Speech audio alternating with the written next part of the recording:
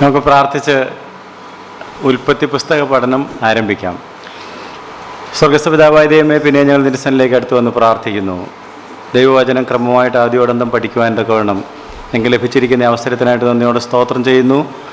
ഉൽപ്പത്തി പുസ്തകം മുതൽ വെളിപ്പാട് പുസ്തകം വരെ പരിശോധിക്കുവാൻ തക്കവണ്ണം ഞങ്ങൾ താല്പര്യപ്പെടുമ്പോൾ ദൈവത്തിൻ്റെ പരിശുദ്ധാത്മാവ് ആവശ്യമായിരിക്കുന്ന ആലോചനകൾ തന്നെ ഞങ്ങളെ ബലപ്പെടുത്തണമെന്ന് പ്രാർത്ഥിക്കുന്നു. കർത്താവേ, വചനത്തിൽ മറഞ്ഞിരിക്കുന്ന അത്ഭുതങ്ങളെ കാണുവാൻ തക്കവണ്ണം ഞങ്ങളുടെ കണ്ണുകളെ തുറക്കണമെന്ന് പ്രാർത്ഥിക്കുന്നു. പരിശുദ്ധാത്മാവ് തന്നെ ഞങ്ങളുടെ കൂടെ ഇരുന്ന് ഞങ്ങളുടെ ഹൃദയങ്ങളെ പ്രകാശിപ്പിക്കുകയും ഞങ്ങൾ കർത്താവെ രൂപാന്തരം പ്രാപിക്കുവാൻ തക്കവണ്ണം, ഇൻഫർമേഷനല്ല കർത്താവ്, ഞങ്ങൾക്ക് ട്രാൻസ്ഫോർമേഷൻ ഉണ്ടാകുവാൻ തക്കവണ്ണം അറിവ് ചീർപ്പിക്കുന്നു, സ്നേഹം ആത്മീയവർദ്ധന വരുത്തുന്നു. ഞങ്ങൾ വായിക്കുന്നത് പോലെ വചനം പഠിച്ച കർത്താവ് ജീവിതത്തിന് രൂപാന്തരം വരുവാനും ദൈവത്തോട് ചേർന്ന് ജീവിപ്പാനും തക്കവണ്ണം ഞങ്ങളെ സമർപ്പിക്കുന്നു. പരിശുദ്ധാത്മാവ് ഞങ്ങളെ ബലപ്പെടുത്തുകയും ശക്തീകരിക്കുകയും ചെയ്യണം. വചനം ഞങ്ങൾക്ക് വെളിപ്പെടുത്തി തരണമെന്ന് പ്രാർത്ഥിക്കുന്നു. യേശുവിൻ്റെ നാമത്തിൽ ഞങ്ങളുടെ പ്രാർത്ഥന കേൾക്കണമേ. ആമേൻ.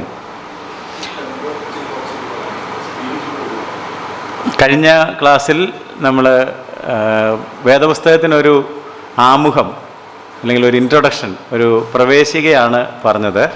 വേദപുസ്തകം എങ്ങനെ ഉണ്ടായി, എത്ര പുസ്തകങ്ങളുണ്ട്, എത്ര ഭാഗങ്ങളായിട്ട് തിരിച്ചിരിക്കുന്നു, പഴയ നിയമത്തിൽ എന്താണ് പറഞ്ഞിരിക്കുന്നത്, പുതിയ നിയമത്തിൽ എന്താണ് പറഞ്ഞിരിക്കുന്നത്, ഈ വിധ കാര്യങ്ങളെല്ലാം തന്നെ പരിശോധിക്കുവാൻ ഇടയായി.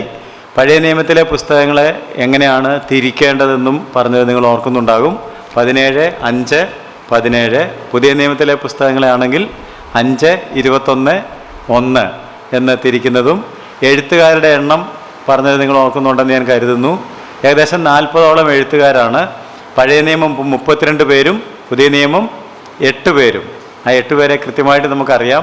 4 അപ്പോസ്തലന്മാരല്ലാത്ത 4 പേര്, അതിൽ 2 പേര് യേശുവിൻ്റെ സഹോദരന്മാർ, ഒരാൾ പത്രോസിൻ്റെയും മറ്റേ ആൾ പൗലോസിൻ്റെയും ശിഷ്യന്മാർ. ഇങ്ങനെ 8 ആളുകൾ ചേർന്നാണ് പുതിയ നിയമം എഴുതിയത്. പഴയ നിയമത്തിലെ എല്ലാ പുസ്തകങ്ങളും എഴുതിയ ആളുകളുടെ പേരുകൾ നമുക്ക് ലഭ്യമല്ല. പുസ്തകത്തെ എങ്ങനെയാണ് സമീപിക്കേണ്ടതെന്നുള്ളതും ഒക്കെ കഴിഞ്ഞ ക്ലാസ്സിൽ പഠിക്കുകയുണ്ടായി. ഞങ്ങൾ ആ കാര്യങ്ങളൊക്കെ പ്രായോഗികത്തിൽ കൊണ്ടുവന്നെന്ന് ഞാൻ കരുതുന്നു. Read it, pray it, mark it, work it out, pass it on എന്നൊക്കെ പറഞ്ഞത് നിങ്ങളുടെ ശ്രദ്ധയിലുണ്ടാകുമെന്ന് ഞാൻ വിചാരിക്കുന്നു. ഒരു അസൈൻമെൻറ്റ് തന്നാണ് കഴിഞ്ഞ ക്ലാസ്സിൽ വിട്ടിരുന്നത്. അസൈൻമെൻറ്റ് എന്തായിരുന്നു ചോദിച്ചാൽ, ഈ പുസ്തകത്തിൽ 50 അധ്യായങ്ങളുണ്ട്. അതിനെ 7 കൊണ്ട് വിഭജിച്ച് ഒരു ദിവസം മിനിമം 7 അധ്യായമെങ്കിലും വായിക്കണമെന്ന് പറഞ്ഞിരുന്നു. നിങ്ങളെല്ലാവരും അസൈൻമെൻറ്റ് ചെയ്തിട്ടുണ്ടെന്ന് ഞാൻ വിശ്വസിച്ചുകൊണ്ട് ആരെ കൈവക്കിക്കുന്നില്ല. ചെയ്തിട്ടുണ്ടെന്നുള്ള വിശ്വാസത്തോടെ നമുക്കിന്ന് ഉൽപ്പത്തി പുസ്തകം പഠിക്കാനായിട്ട് ആരംഭിക്കാം. വേദപുസ്തകത്തിലെ 1ാമത്തെ പുസ്തകം ഉൽപ്പത്തി പുസ്തകം എന്ന് മലയാളത്തിലും ഇംഗ്ലീഷിൽ ജെനിസിസ് എന്നുമാണ് പറഞ്ഞിരിക്കുന്നത്. ജെനിസിസ് എന്ന പദത്തിൻ്റെ അർത്ഥം ഒറിജിൻ, സോഴ്സ്, ബർത്ത് എന്നൊക്കെയാണ്. ഇംഗ്ലീഷിലെ ജെനിസിസ് എന്നുള്ള പദത്തിൻ്റെ അർത്ഥം origin. So origin of everything, the source of everything, the birth of everything എന്ന് വേണമെങ്കിൽ പറയാം. മലയാളത്തിലെ ഉൽപ്പത്തി എന്നുള്ള പ്രയോഗം വളരെ നല്ലതാണ്. ഈ ലോകത്തിൽ നമ്മൾ കാണുന്നതും നമുക്ക് ചിന്തിക്കാൻ കഴിയുന്നതുമായിട്ടുള്ള എല്ലാ കാര്യങ്ങളും എങ്ങനെ തുടങ്ങി, ഉത്ഭവിച്ചു എന്നുള്ളതാണ് ഉൽപ്പത്തി പുസ്തകത്തിൽ പറഞ്ഞിരിക്കുന്നത്. ഉൽപ്പത്തി എല്ലാത്തിൻ്റെയും ഉൽപ്പത്തിയാണ്. 1ാം അധ്യായത്തിൻ്റെ 1ാം വാക്യത്തിൽ തന്നെ നാം വായിക്കുന്നത് ആദിയിൽ ദൈവം എന്നാണ്. In the beginning God. അപ്പോൾ തുടങ്ങിയതെല്ലാം എവിടും തുടങ്ങി? ദൈവത്തിൽ നിന്നാണ് തുടങ്ങിയത്. അവനെ കൂടാതെ ഒന്നും ഉളവായിട്ടില്ല. ഉളവായതെല്ലാം അവനിൽ നിന്നാണ് ഉളവായത്. Everything started from God. Everything began from God. ദൈവം എവിടെ നിന്നുണ്ടായി എന്ന് ആരെങ്കിലും ചോദിച്ചാൽ അങ്ങനെ ചോദിക്കുന്നവരുണ്ട്. അതുമാത്രമല്ല, ഉൽപ്പത്തിയിലേക്ക് നമ്മൾ പ്രവേശിക്കുമ്പോൾ ഉൽപ്പത്തിയിൽ എല്ലാത്തിൻ്റെ ഉൽപ്പത്തി പറയുന്നുണ്ട്, എന്നാൽ ഒരു കാര്യത്തിൻ്റെ ഉൽപ്പത്തി പറയുന്നില്ല, ദൈവത്തിൻ്റെ. അതെന്തുകൊണ്ടാണെന്ന് ചോദിച്ചാൽ, ദൈവത്തിന് ഉൽപ്പത്തിയില്ല. അവൻ അനാദിയായും ശാശ്വതമായും ദൈവമാണ്. അവൻ ആൽഫയും ഒമേഗയും. നമുക്ക് മനസ്സിലാകുന്ന രീതിയിൽ പറഞ്ഞാൽ ആൽഫയും ഒമേഗയും എന്ന് പറഞ്ഞപ്പോൾ അപ്പോൾ ദൈവത്തിന് ഉൽപ്പത്തി ഇല്ലെന്ന് നിങ്ങൾ ചോദിക്കും. എന്നാൽ നമുക്കതിനെക്കുറിച്ച് ചിന്തിക്കണമെങ്കിൽ ഒരു തുടക്കവും ഒരു അവസാനവും വേണം. അങ്ങനെ ഒരു തുടക്കവും അവസാനവും നിങ്ങൾ ചിന്തിക്കുന്നെങ്കിൽ തുടക്കവും ദൈവം, ഒടുക്കവും ദൈവം തന്നെയാണ്. അവൻ ആദിയും അന്തവുമാണ്. അവൻ അനാദിയായും, അനാദി എന്ന് പറഞ്ഞപ്പോൾ തന്നെ he's without beginning and he's without end. അവൻ God from eternity to eternity. നിത്യത മുതൽ നിത്യത വരെയും അവൻ ദൈവമായിട്ടിരിക്കുന്നു. അവന് തുടക്കമില്ല, അവൻ അവസാനമില്ല. അതുകൊണ്ട് ഉൽപ്പത്തി പുസ്തകം പഠിക്കുമ്പോൾ ആരെങ്കിലും ദൈവത്തിൻ്റെ ഉൽപ്പത്തി കിട്ടുമെന്ന് വിചാരിച്ചെങ്കിൽ അത് കിട്ടുകയില്ല എന്ന് ഞാൻ നിങ്ങളെ ഓർമ്മപ്പെടുത്തുന്നു. ബാക്കി എല്ലാത്തിൻ്റെ ഉൽപ്പത്തി ഈ പുസ്തകത്തിൽ ലഭ്യമാണ്. അതിനകത്ത് ബാക്കി കാര്യങ്ങളെല്ലാം ഉണ്ട്. എന്നാൽ ദൈവത്തെക്കുറിച്ചുള്ള വെളിപ്പാട് ഈ പുസ്തകത്തിലുണ്ട്. ദൈവം ആരാണെന്നും ദൈവം എങ്ങനെ പ്രവർത്തിക്കുന്നുവെന്നൊക്കെ ഉള്ള കാര്യങ്ങളെല്ലാം വെളിപ്പെടുത്തിയിട്ടുണ്ട്. ത്രിയേക ദൈവത്തെക്കുറിച്ച്, ദൈവത്തിൻ്റെ പ്രവർത്തന രീതിയെക്കുറിച്ച്, ദൈവം നമ്മൾ സൃഷ്ടിച്ചതിനെക്കുറിച്ച്, നമ്മുടെ ജീവിതത്തിൽ ഇടപെടുന്നതിനെക്കുറിച്ച്, നമ്മെ ഉദ്ധരിക്കുന്നതിനെക്കുറിച്ച്, നമ്മെ നഷ്ടപ്പെട്ടത് മടക്കി തന്ന് ദൈവത്തോടൊപ്പം കൊണ്ടുപോകുന്നതിനെക്കുറിച്ച് എല്ലാം ഉണ്ട്. ദൈവം ചെയ്യുന്ന എല്ലാ കാര്യങ്ങളെക്കുറിച്ചും ഉണ്ട്. എന്നാൽ ദൈവത്തിന് ഉൽപ്പത്തി ഇല്ലാത്തത് കൊണ്ട് ദൈവത്തിൻ്റെ ഉൽപ്പത്തിയെക്കുറിച്ച് മാത്രമേ പുസ്തകം സംസാരിക്കുന്നില്ല എന്നും കൃത്യമായിട്ട് അറിഞ്ഞിരിക്കണം. അല്ല, ഉൽപ്പത്തി പുസ്തകം എന്ന് പറയുമ്പോൾ ഇത് കേൾക്കുന്ന ആരെങ്കിലും എന്നാൽ പിന്നെ ദൈവത്തിൻ്റെ ഉൽപ്പത്തിയും കാണുമെന്ന് വിചാരിച്ചെങ്കിൽ ഞാൻ നിങ്ങളെ വഴിതെറ്റിക്കാതിരിക്കാൻ വേണ്ടി പറയുകയാണ്, അത് മാത്രമേ ഈ പുസ്തകത്തിൽ ഇല്ല. ഇതിനകത്തുള്ളത് ഈ പ്രപഞ്ചത്തിൽ കാണുന്ന മറ്റ് സകലതിൻ്റെയും ഉൽപ്പത്തി. ഈ ഉൽപ്പത്തി പുസ്തകം നാം പഠിക്കേണ്ടതും വായിക്കേണ്ടതും വളരെ അത്യാവശ്യമാണ്. പക്ഷേ വേദപുസ്തകത്തിലെ 2 പുസ്തകങ്ങൾ വായിക്കുവാൻ ആളുകൾക്ക് പലപ്പോഴും മടി ഉണ്ടാകാറുണ്ട് എന്ന് ഞാൻ കണ്ടിരിക്കുന്നു. ഒന്ന് ഉൽപ്പത്തി പുസ്തകം, 2 വെളിപ്പാട് പുസ്തകം. ഉൽപ്പത്തി പുസ്തകം വായിച്ചു തുടങ്ങുമ്പോൾ തന്നെ ആളുകൾക്ക് ചാൾസ് ഡാർവിനെക്കുറിച്ചും ഇവല്യൂഷൻ തിയറിയെക്കുറിച്ചും ഒക്കെയുള്ള ചിന്തകൾ വരുന്നത് കൊണ്ട് പെട്ടെന്ന് ഇതെന്തോ ചേരുന്നില്ല, ഇത് വായിക്കാൻ കൊള്ളുകയില്ല എന്നൊക്കെ ഒരു തോന്നലുണ്ടായിട്ട് സംശയങ്ങളുടെ ഒരു പടലം നമ്മുടെ മുമ്പിലേക്ക് വരുന്നത് കൊണ്ട് ചിലപ്പോൾ ഒന്നുകിൽ വായിക്കുകയില്ല, അല്ലെങ്കിൽ ചില പേജുകൾ മറിച്ചു വിടുകയും കഥകളൊക്കെ വരുമ്പോൾ ചിലപ്പോൾ വായിക്കുകയൊക്കെ ചെയ്യും. അതുപോലെ തന്നെ അവസാനത്തെ പുസ്തകത്തിലേക്ക് വരുമ്പോൾ ഇത് മനസ്സിലാകുന്നില്ല എന്ന് പറഞ്ഞ് നമ്മൾ ആ പുസ്തകത്തിലാണെങ്കിൽ പറഞ്ഞേക്കാണ് ഇത് വായിക്കുന്നവനും വായിച്ച് കേൾപ്പിക്കുന്നവനും അത് പ്രമാണിക്കുന്നവനും എന്നാലും വായിക്കുകയില്ല. അപ്പോൾ അതെന്തുകൊണ്ടാണ് എന്ന് ചിന്തിച്ചാൽ നിങ്ങൾക്ക് മനസ്സിലാക്കാൻ കഴിയുന്ന ഒരു പ്രധാനപ്പെട്ട കാര്യം, ഈ വേദപുസ്തകത്തെ ഫലപ്രദമായിട്ട് നമ്മുടെ ഉള്ളിൽ പ്രവർത്തിക്കുവാൻ അനുവദിക്കാതെ പ്രവർത്തിക്കുന്ന ഒരു എതിർ ഫോഴ്സ് ഉണ്ട്. നമ്മളെ പുതിയ നിയമത്തിലെ 2 കൊരിന്ത്യ ലേഖനം 4:4 വായിക്കുന്നു, നമ്മുടെ തേജസ്സുള്ള കർത്താവിൻ്റെ സുവിശേഷം മനുഷ്യരുടെ ഹൃദയങ്ങളിൽ ശോഭിക്കാതിരിക്കേണ്ടതിന് ഈ ലോകത്തിൻ്റെ ദൈവം അനേകരുടെ ഹൃദയത്തെ കുരുടാക്കി. അവൻ്റെ പേരാണ് പിശാച്. അതുകൊണ്ട് അവൻ ഈ പുസ്തകങ്ങൾ നമ്മളെ കൊണ്ട് വായിപ്പിക്കാനായിട്ട് ഒരിക്കലും പ്രോത്സാഹനം തരികയില്ല. കാരണം അവൻ എങ്ങനെ ഉണ്ടായെന്നും അവൻ എങ്ങനെ അവസാനിക്കുമെന്നും ഈ 2 പുസ്തകത്തിലാണ് നമ്മൾ കാണുന്നത്. അവൻ്റെ പ്രവർത്തന പരിപാടികൾ ആരംഭിച്ചത് ഉൽപ്പത്തിയിൽ പിശാചിൻ്റെ പ്രവർത്തനത്തിൻ്റെ ഉൽപ്പത്തിയും നിങ്ങൾക്ക് കാണാൻ സാധിക്കും. വെളിപ്പാടിൽ അവൻ എങ്ങനെ അവസാനിച്ചു, അത് രണ്ടും കാണാൻ അവൻ ആഗ്രഹിക്കാത്തത് കൊണ്ട് മിക്കവാറും നമ്മളെ കൊണ്ടത് വായിപ്പിക്കാൻ അവൻ സമ്മതിക്കുകയില്ല. അപ്പോൾ തീർച്ചയായിട്ടും നമ്മൾ ഉൽപ്പത്തി വായിക്കണം, വെളിപ്പാടും വായിക്കണം. അപ്പോൾ ബാക്കി പുസ്തകമൊന്നും വായിക്കണ്ടെന്ന് ഞാൻ പറഞ്ഞെന്ന് വിചാരിക്കരുത്. അല്ല, ഉൽപ്പത്തി മുതൽ വെളിപ്പാട് വരെയും വായിച്ചു കൊണ്ടേയിരിക്കണം. വീണ്ടും വീണ്ടും പല ആവർത്തി ഈ പുസ്തകം വായിക്കണം. അങ്ങനെ വായിക്കുമ്പോഴാണ് ഈ വേദപുസ്തകത്തിൽ കൂടി ദൈവത്തിൻ്റെ ആത്മാവ് നമ്മോട് ഇടപെടുന്നത്. ഉൽപ്പത്തി പുസ്തകത്തിൻ്റെ ഒരു സവിശേഷത എന്താണെന്ന് ചോദിച്ചാൽ, എന്തുകൊണ്ട് ഈ പുസ്തകം വായിക്കണം എന്ന് പഠിക്കണം എന്ന് നിങ്ങൾ ചിന്തിക്കുന്നെങ്കിൽ അത് കുറേ കഥകളും തുടക്കങ്ങളും ഒക്കെ മാത്രമല്ലേ ഉള്ളൂ എന്നാരെങ്കിലും ചിന്തിക്കുന്നുണ്ടെങ്കിൽ അങ്ങനെയല്ല. This is the seed plot of the Bible എന്ന് വേണമെങ്കിൽ, seed plot of the Bible. വേദപുസ്തകത്തിൻ്റെ ആശയങ്ങളെല്ലാം ആരംഭിക്കുന്നത് എവിടെയാണ്? ഉൽപ്പത്തിയിലാണ്. ഉൽപ്പത്തി ആണൊരു അടിസ്ഥാനം. ഈ അടിസ്ഥാനം ശരിയായില്ലെങ്കിൽ മുന്നോട്ടുള്ള കാര്യങ്ങളൊന്നും തന്നെ മനസ്സിലാവുകയില്ല. പിശാചിൻ്റെ പ്രവർത്തനം മനസ്സിലാക്കാതെ എങ്ങനെ അവസാനം മനസ്സിലാകുന്നത്? അതുകൊണ്ട് ഇതൊക്കെ എങ്ങനെ തുടങ്ങി, പാപത്തിൻ്റെ ആരംഭം മനസ്സിലാക്കിയെങ്കിലേ അതിൻ്റെ പ്രവർത്തന രീതിയും അതിൻ്റെ അന്ത്യവും നമുക്ക് മനസ്സിലാക്കാനായിട്ട് സാധിക്കുകയുള്ളൂ. ഏത് കാര്യത്തിൻ്റെയും തുടക്കം ഈ പുസ്തകത്തിൽ കിടക്കുന്നത് കൊണ്ട് it is essential to the true understanding of its every part. ബൈബിളിൻ്റെ ഏത് ഭാഗം മനസ്സിലാക്കണമെങ്കിലും ഉൽപ്പത്തി പുസ്തകം നന്നായിട്ട് മനസ്സിലാക്കിയിരിക്കണം. Because it is the foundation on which the divine revelation rest. ദൈവിക വെളിപ്പാടുകൾ മുഴുവൻ അടിസ്ഥാനപ്പെട്ടിരിക്കുന്നത് എവിടെയാണ്? ഉൽപ്പത്തി പുസ്തകത്തിലാണ്. ഉൽപ്പത്തി പുസ്തകത്തിൽ വെളിപ്പെടുത്തപ്പെട്ടിരിക്കുന്ന കാര്യങ്ങളുടെ മേലാണ് തുടർച്ചയായിട്ടുള്ള കാര്യങ്ങളെല്ലാം ബേസ് ചെയ്തിരിക്കുന്നത് എന്നുള്ള കാര്യം ഒരിക്കലും മറന്നു പോകരുത്. അതുകൊണ്ട് അടിസ്ഥാനങ്ങൾ മറന്നുപോയാൽ നമുക്ക് ബാക്കി കാര്യങ്ങളൊന്നും നേരെയാക്കാനായിട്ട് ഒക്കുകയില്ല. ഉൽപ്പത്തി പുസ്തകം നന്നായിട്ട് നമ്മൾ വായിക്കുകയും ശ്രദ്ധിക്കുകയും പഠിക്കുകയും ചെയ്യണം. അതിനകത്താണ് ആത്മീയ സത്യങ്ങളുടെ എല്ലാം അടിത്തറ നമുക്ക് കാണാൻ കഴിയുന്നത്. മാത്രമല്ല, വേദപുസ്തകത്തിൻ്റെ അലകും പിടിയും ഉൽപ്പത്തി പുസ്തകത്തിലാണെന്ന് വേണമെങ്കിൽ പറയാം. അലകും പിടിയും എന്ന് പറഞ്ഞത് ആർക്കും മനസ്സിലായില്ലെന്ന് തോന്നുന്നു. അലകും പിടിയും എന്ന് പറഞ്ഞാൽ നമ്മളൊരു വസ്ത്രം നെയ്യുകയാണെന്നുണ്ടെങ്കിൽ, ഇപ്പോൾ എല്ലാം മെഷീൻ ആയതുകൊണ്ട് ആളുകൾക്ക് അറിയത്തില്ല, കൈത്തറി നെയ്ത്തുകാരൻ അലകും പിടിയും ഉപയോഗിച്ചാണ് ഇതിങ്ങനെ നെയ്ത് എടുക്കുന്നത്. അപ്പോൾ ഈ വേദപുസ്തകത്തിൻ്റെ ആശയങ്ങൾ നെയ്തെടുത്ത് ഒരു മനോഹരമായിട്ടുള്ള വസ്ത്രമായിട്ട് അതിനെ മാറ്റുമ്പോൾ അതിൻ്റെ അലകും പിടിയുമായിട്ട് പ്രവർത്തിക്കുന്നത് ഉൽപ്പത്തിയാണ്. അതുകൊണ്ട് ഉൽപ്പത്തി പുസ്തകം തീർച്ചയായിട്ടും വായിക്കണം. പുതിയ നിയമത്തിലെ 17 പുസ്തകങ്ങളിൽ, പുതിയ നിയമത്തിൽ 27 പുസ്തകങ്ങളുണ്ട്, പുതിയ നിയമത്തിലെ 17 പുസ്തകങ്ങളിൽ 60-ലധികം പ്രാവശ്യം ഉൽപ്പത്തി പുസ്തകം ഉദ്ധരിച്ചിട്ടുണ്ട്. അപ്രധാനമായൊരു പുസ്തകമായിരുന്നെങ്കിൽ ഇത്ര അധികം പ്രാവശ്യം പുതിയ നിയമത്തിൽ ഈ പുസ്തകം ഉദ്ധരിക്കുമായിരുന്നില്ല. മറ്റ് പുസ്തകങ്ങളെല്ലാം ഉദ്ധരിച്ചിട്ടുണ്ട്. എന്നാൽ ഉൽപ്പത്തി പുസ്തകത്തിൽ നിന്ന് there are 60 direct quotations or allusions in the New Testament books spread over 17 books. പുതിയ നിയമത്തിലെ 17 പുസ്തകങ്ങളിലായി വളരെ വിശാലമായിട്ട് ഉൽപ്പത്തി പുസ്തകത്തിലെ ധാരാളം സംഭവങ്ങളും വാക്യങ്ങളും 60-ൽ പരം പ്രാവശ്യം പരാമർശിക്കപ്പെട്ടിരിക്കുന്നു എന്നുള്ളത് തന്നെ ഈ പുസ്തകത്തിൻ്റെ പ്രാധാന്യം എന്ത് എന്നുള്ളത് നമുക്ക് കാണിച്ചു തരും. അതുകൊണ്ട് തീർച്ചയായിട്ടും ഉൽപ്പത്തി പുസ്തകം പഠിക്കണം. എങ്കിലാണ് ബൈബിൾ മുഴുവൻ നമുക്ക് ഗ്രഹിക്കുവാൻ സാധിക്കുന്നത്.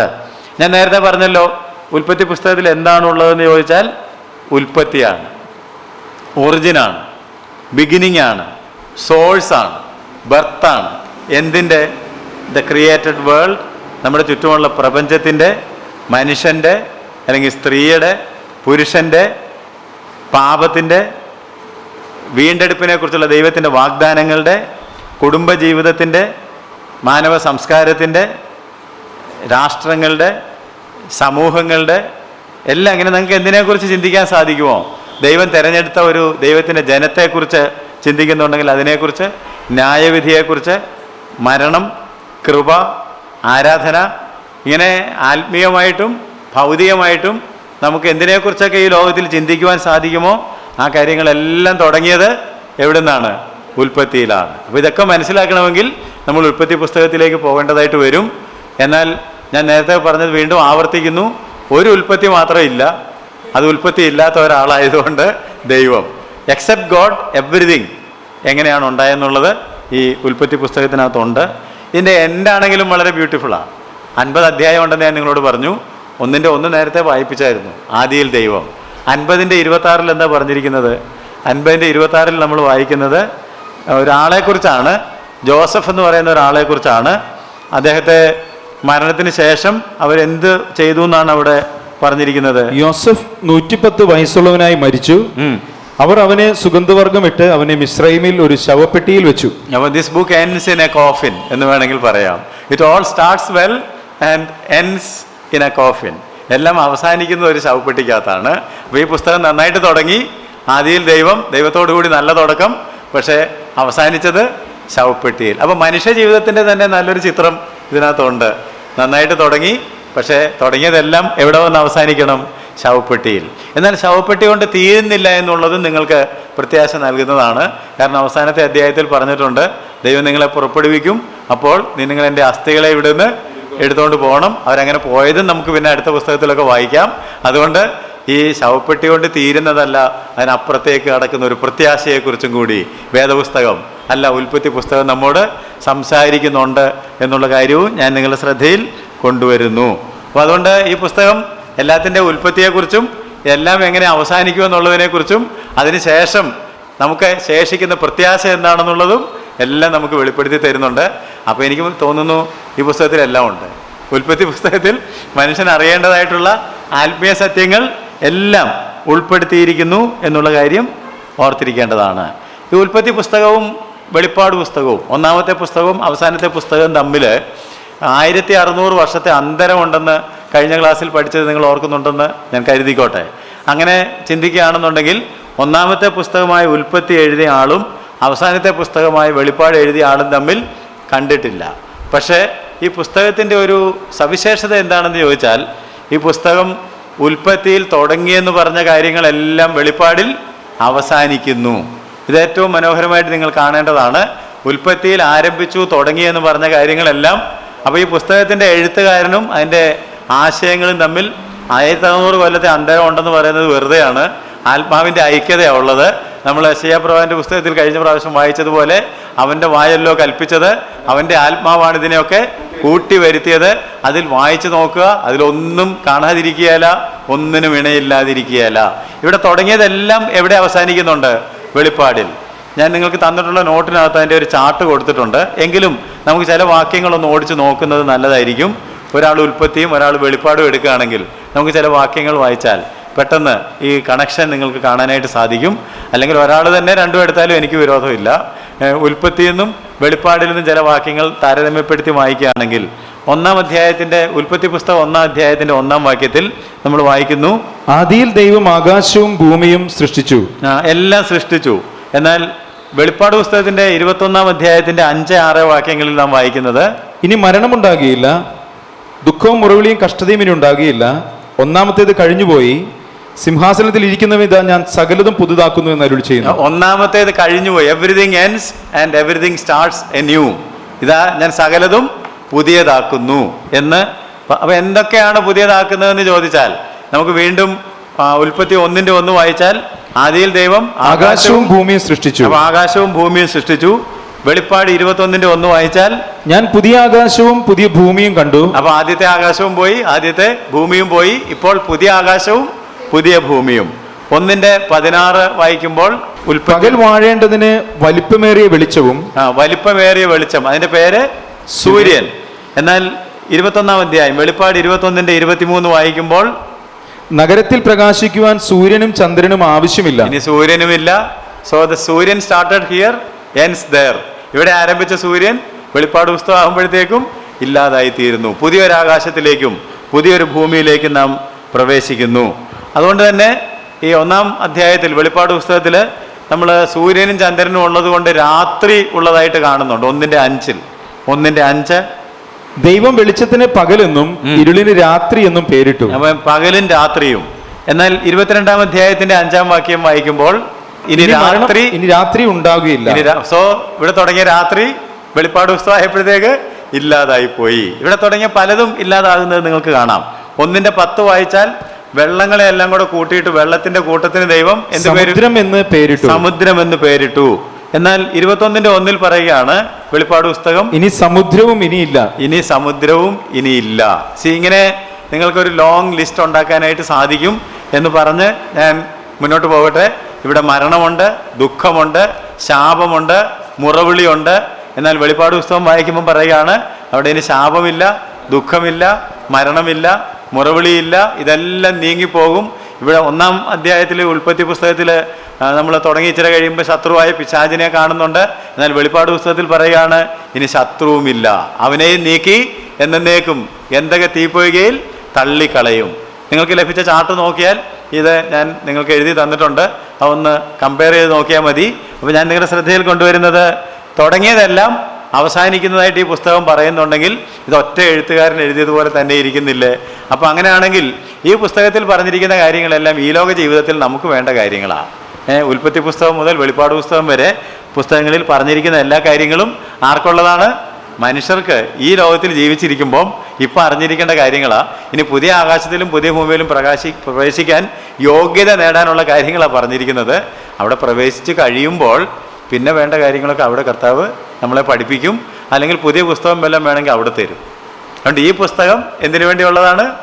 ഇവിടുത്തെ ജീവിതത്തിൽ നമ്മൾ അറിഞ്ഞിരിക്കേണ്ടതും അനുവർത്തിക്കേണ്ടതുമായിട്ടുള്ള എല്ലാ കാര്യങ്ങളും, അതെങ്ങനെ തുടങ്ങിയെന്നും എങ്ങനെ പ്രോഗ്രസ് ചെയ്യുന്നതെന്നും എങ്ങനെ അവസാനിക്കുമെന്നുള്ളതാണ് വേദപുസ്തകം നമ്മളെ പഠിപ്പിക്കുന്നത്.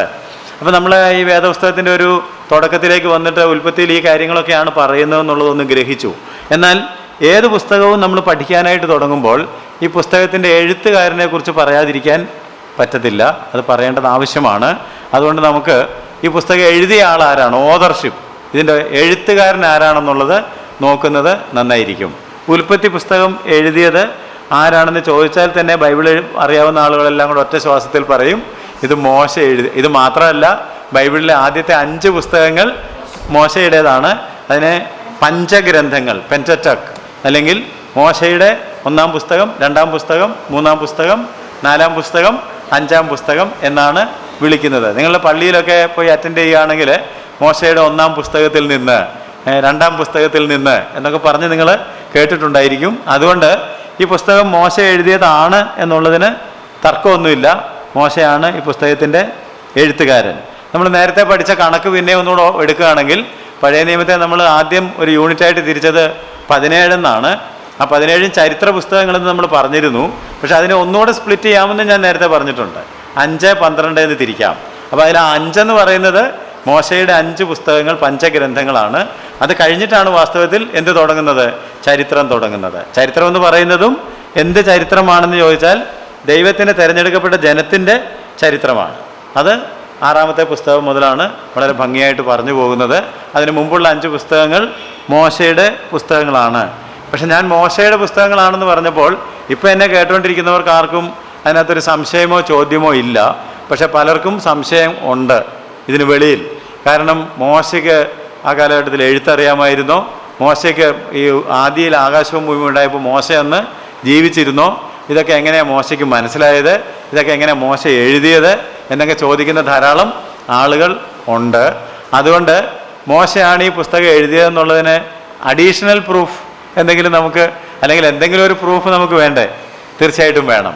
അതിൻ്റെ പ്രൂഫ് എന്താണെന്ന് ചോദിച്ചാൽ, ഇതെങ്ങനെയാണ് മോശയ്ക്ക് കിട്ടിയതെന്ന് ചോദിച്ചാൽ, അത് നമുക്ക് സമ്മതിക്കാൻ കഴിഞ്ഞാലേ ഇനി വേദപുസ്തകം മുഴുവൻ സമ്മതിക്കാൻ പറ്റുള്ളൂ.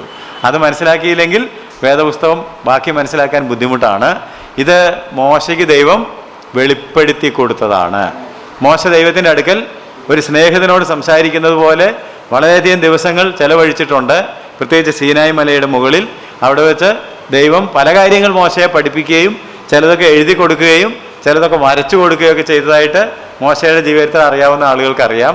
അപ്പോൾ ഈ പ്രപഞ്ചത്തിൻ്റെ ഉൽപ്പത്തി മുതൽ സംഭവിച്ച കാര്യങ്ങളെല്ലാം ദൈവം മോശയ്ക്ക് വെളിപ്പെടുത്തി. ഇപ്പം അടുത്ത പുസ്തകത്തിലേക്ക് വന്നിട്ട് ഏതാണ്ട് പുറപ്പാട് പുസ്തകത്തിൻ്റെ ഒരു 3-ാം അധ്യായം മുതലുള്ള കാര്യങ്ങൾ മോശ എഴുതിയതാണെന്ന് പറഞ്ഞാൽ അധികം പേര് ചോദ്യം ചെയ്യുകയല്ല. കാരണം 3-ാം അധ്യായത്തിൽ വരുമ്പോഴത്തേക്ക് നമ്മൾ മോശയുടെ ജനനവും വളർച്ചയും വിദ്യ അഭ്യസിക്കുന്നതും തുടർമാനമായിട്ടുള്ള കുറേ കാര്യങ്ങളൊക്കെ കാണുന്നുണ്ട്. പിന്നെ ആവർത്തന പുസ്തകത്തിൽ വന്നിട്ട് വരെ കനാൻ ദേശത്തേക്ക് പ്രവേശിപ്പിക്കുന്നത് വരെയും മോശ അവരുടെ കൂടെ ഉണ്ടായിരുന്നു. പക്ഷേ ചോദ്യം അതല്ല, പ്രശ്നം അതല്ല. അതിന് മുമ്പുള്ള ഒരു കാലഘട്ടത്തെക്കുറിച്ചാണ് ഉൽപ്പത്തി പുസ്തകം പറയുന്നത്. ആ കാര്യങ്ങൾ മോശയ്ക്ക് എങ്ങനെ മനസ്സിലായി? അതിൻ്റെ ഉത്തരമാണ് ഞാൻ ബൈബിളിലെ കാര്യങ്ങൾ ബൈബിളിലെ വാക്യങ്ങൾ കൊണ്ട് തന്നെ വ്യാഖ്യാനിക്കുന്നതായിരിക്കും ഏറ്റവും, വചനം കൊണ്ട് വ്യാഖ്യാനിക്കുക എന്ന് പറയും. അതായിരിക്കും ഏറ്റവും നല്ലത്. ചരിത്രത്തിൽ തെളിവുകളുണ്ട്. ആ തെളിവുകൾ ഒരു ചരിത്ര അധ്യാപകൻ എന്നുള്ള നിലയ്ക്ക് നിങ്ങളുടെ മുമ്പിൽ ഹാജരാക്കുവാൻ എനിക്ക് വിഷമമില്ല.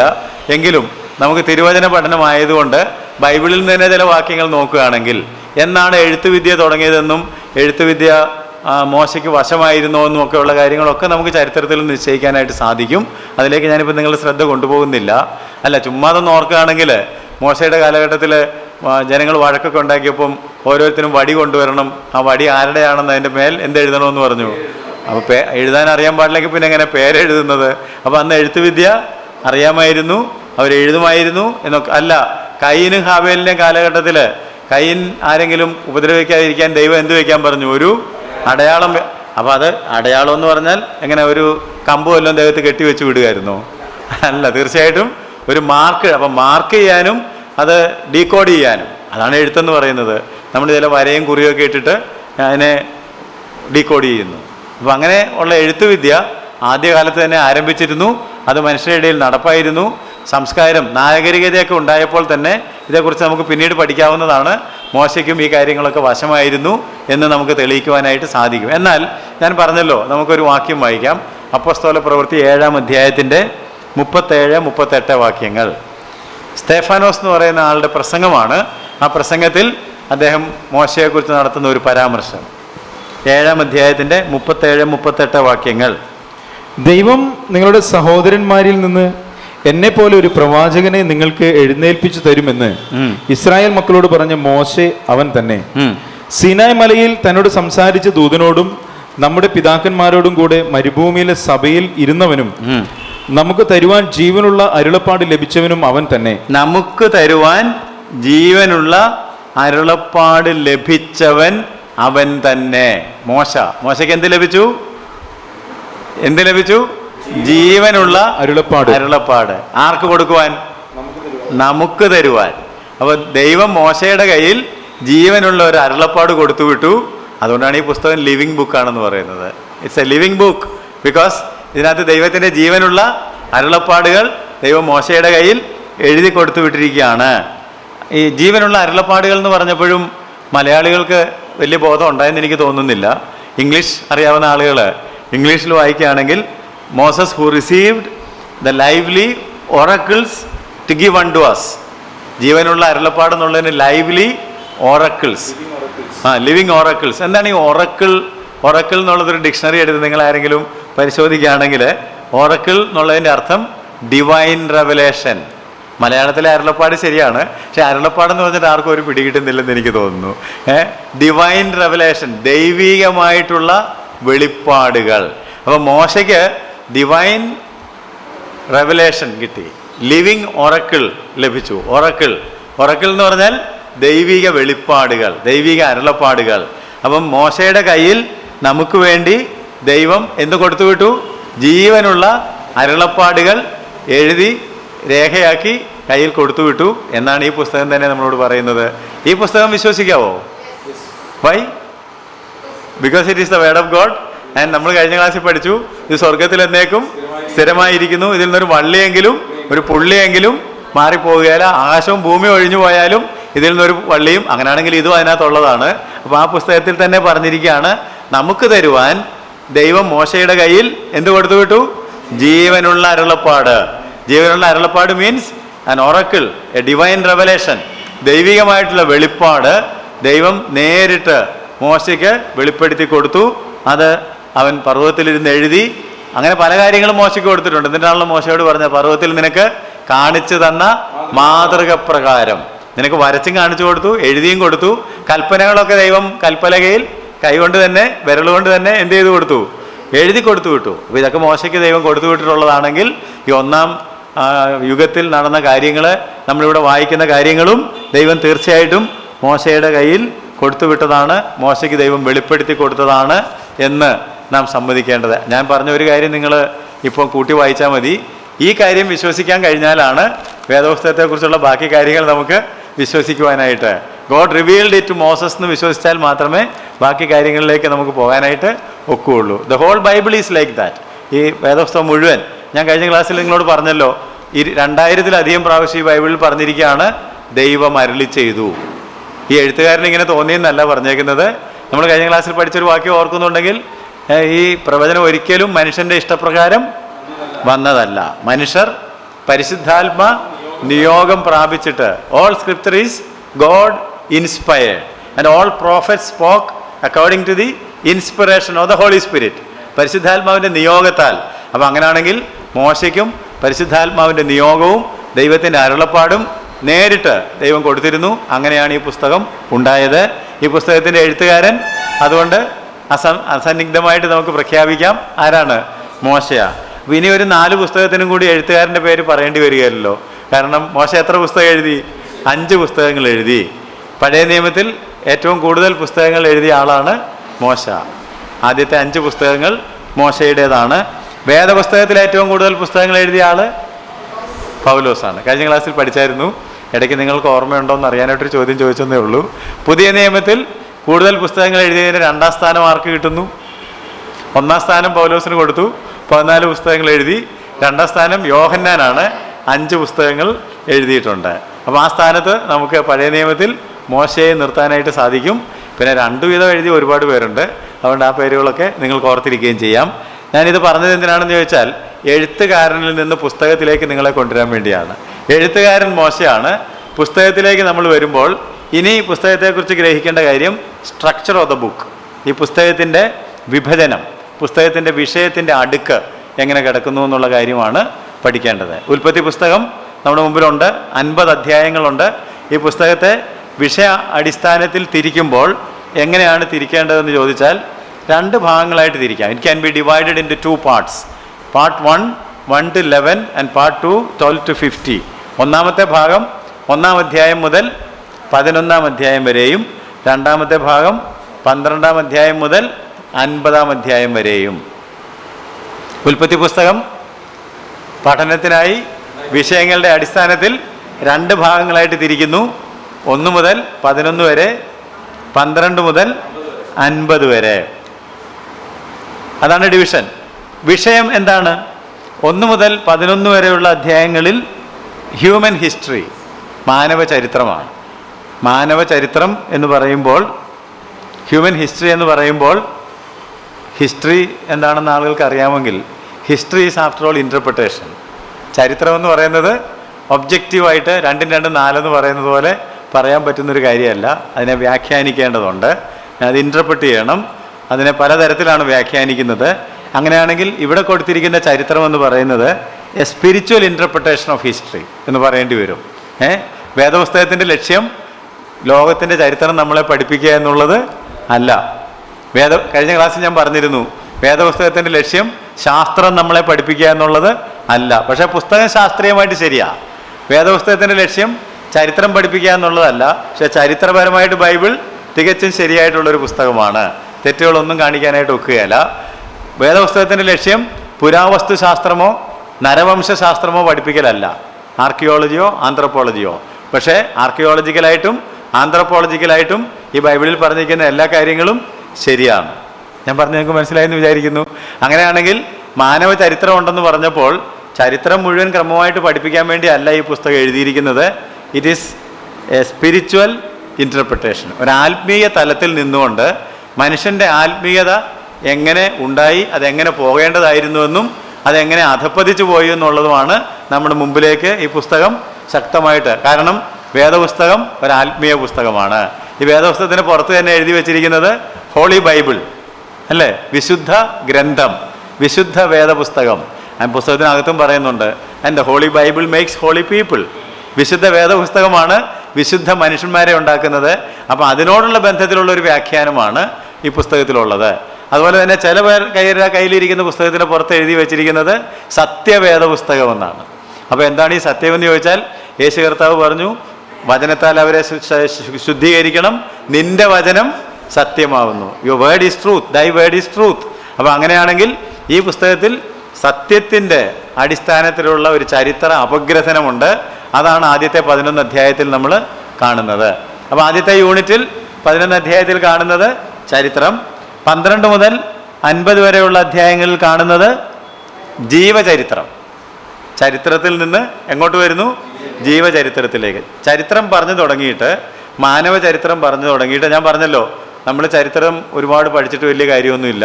കാരണം the one thing that history teachers is that we don't learn anything from history.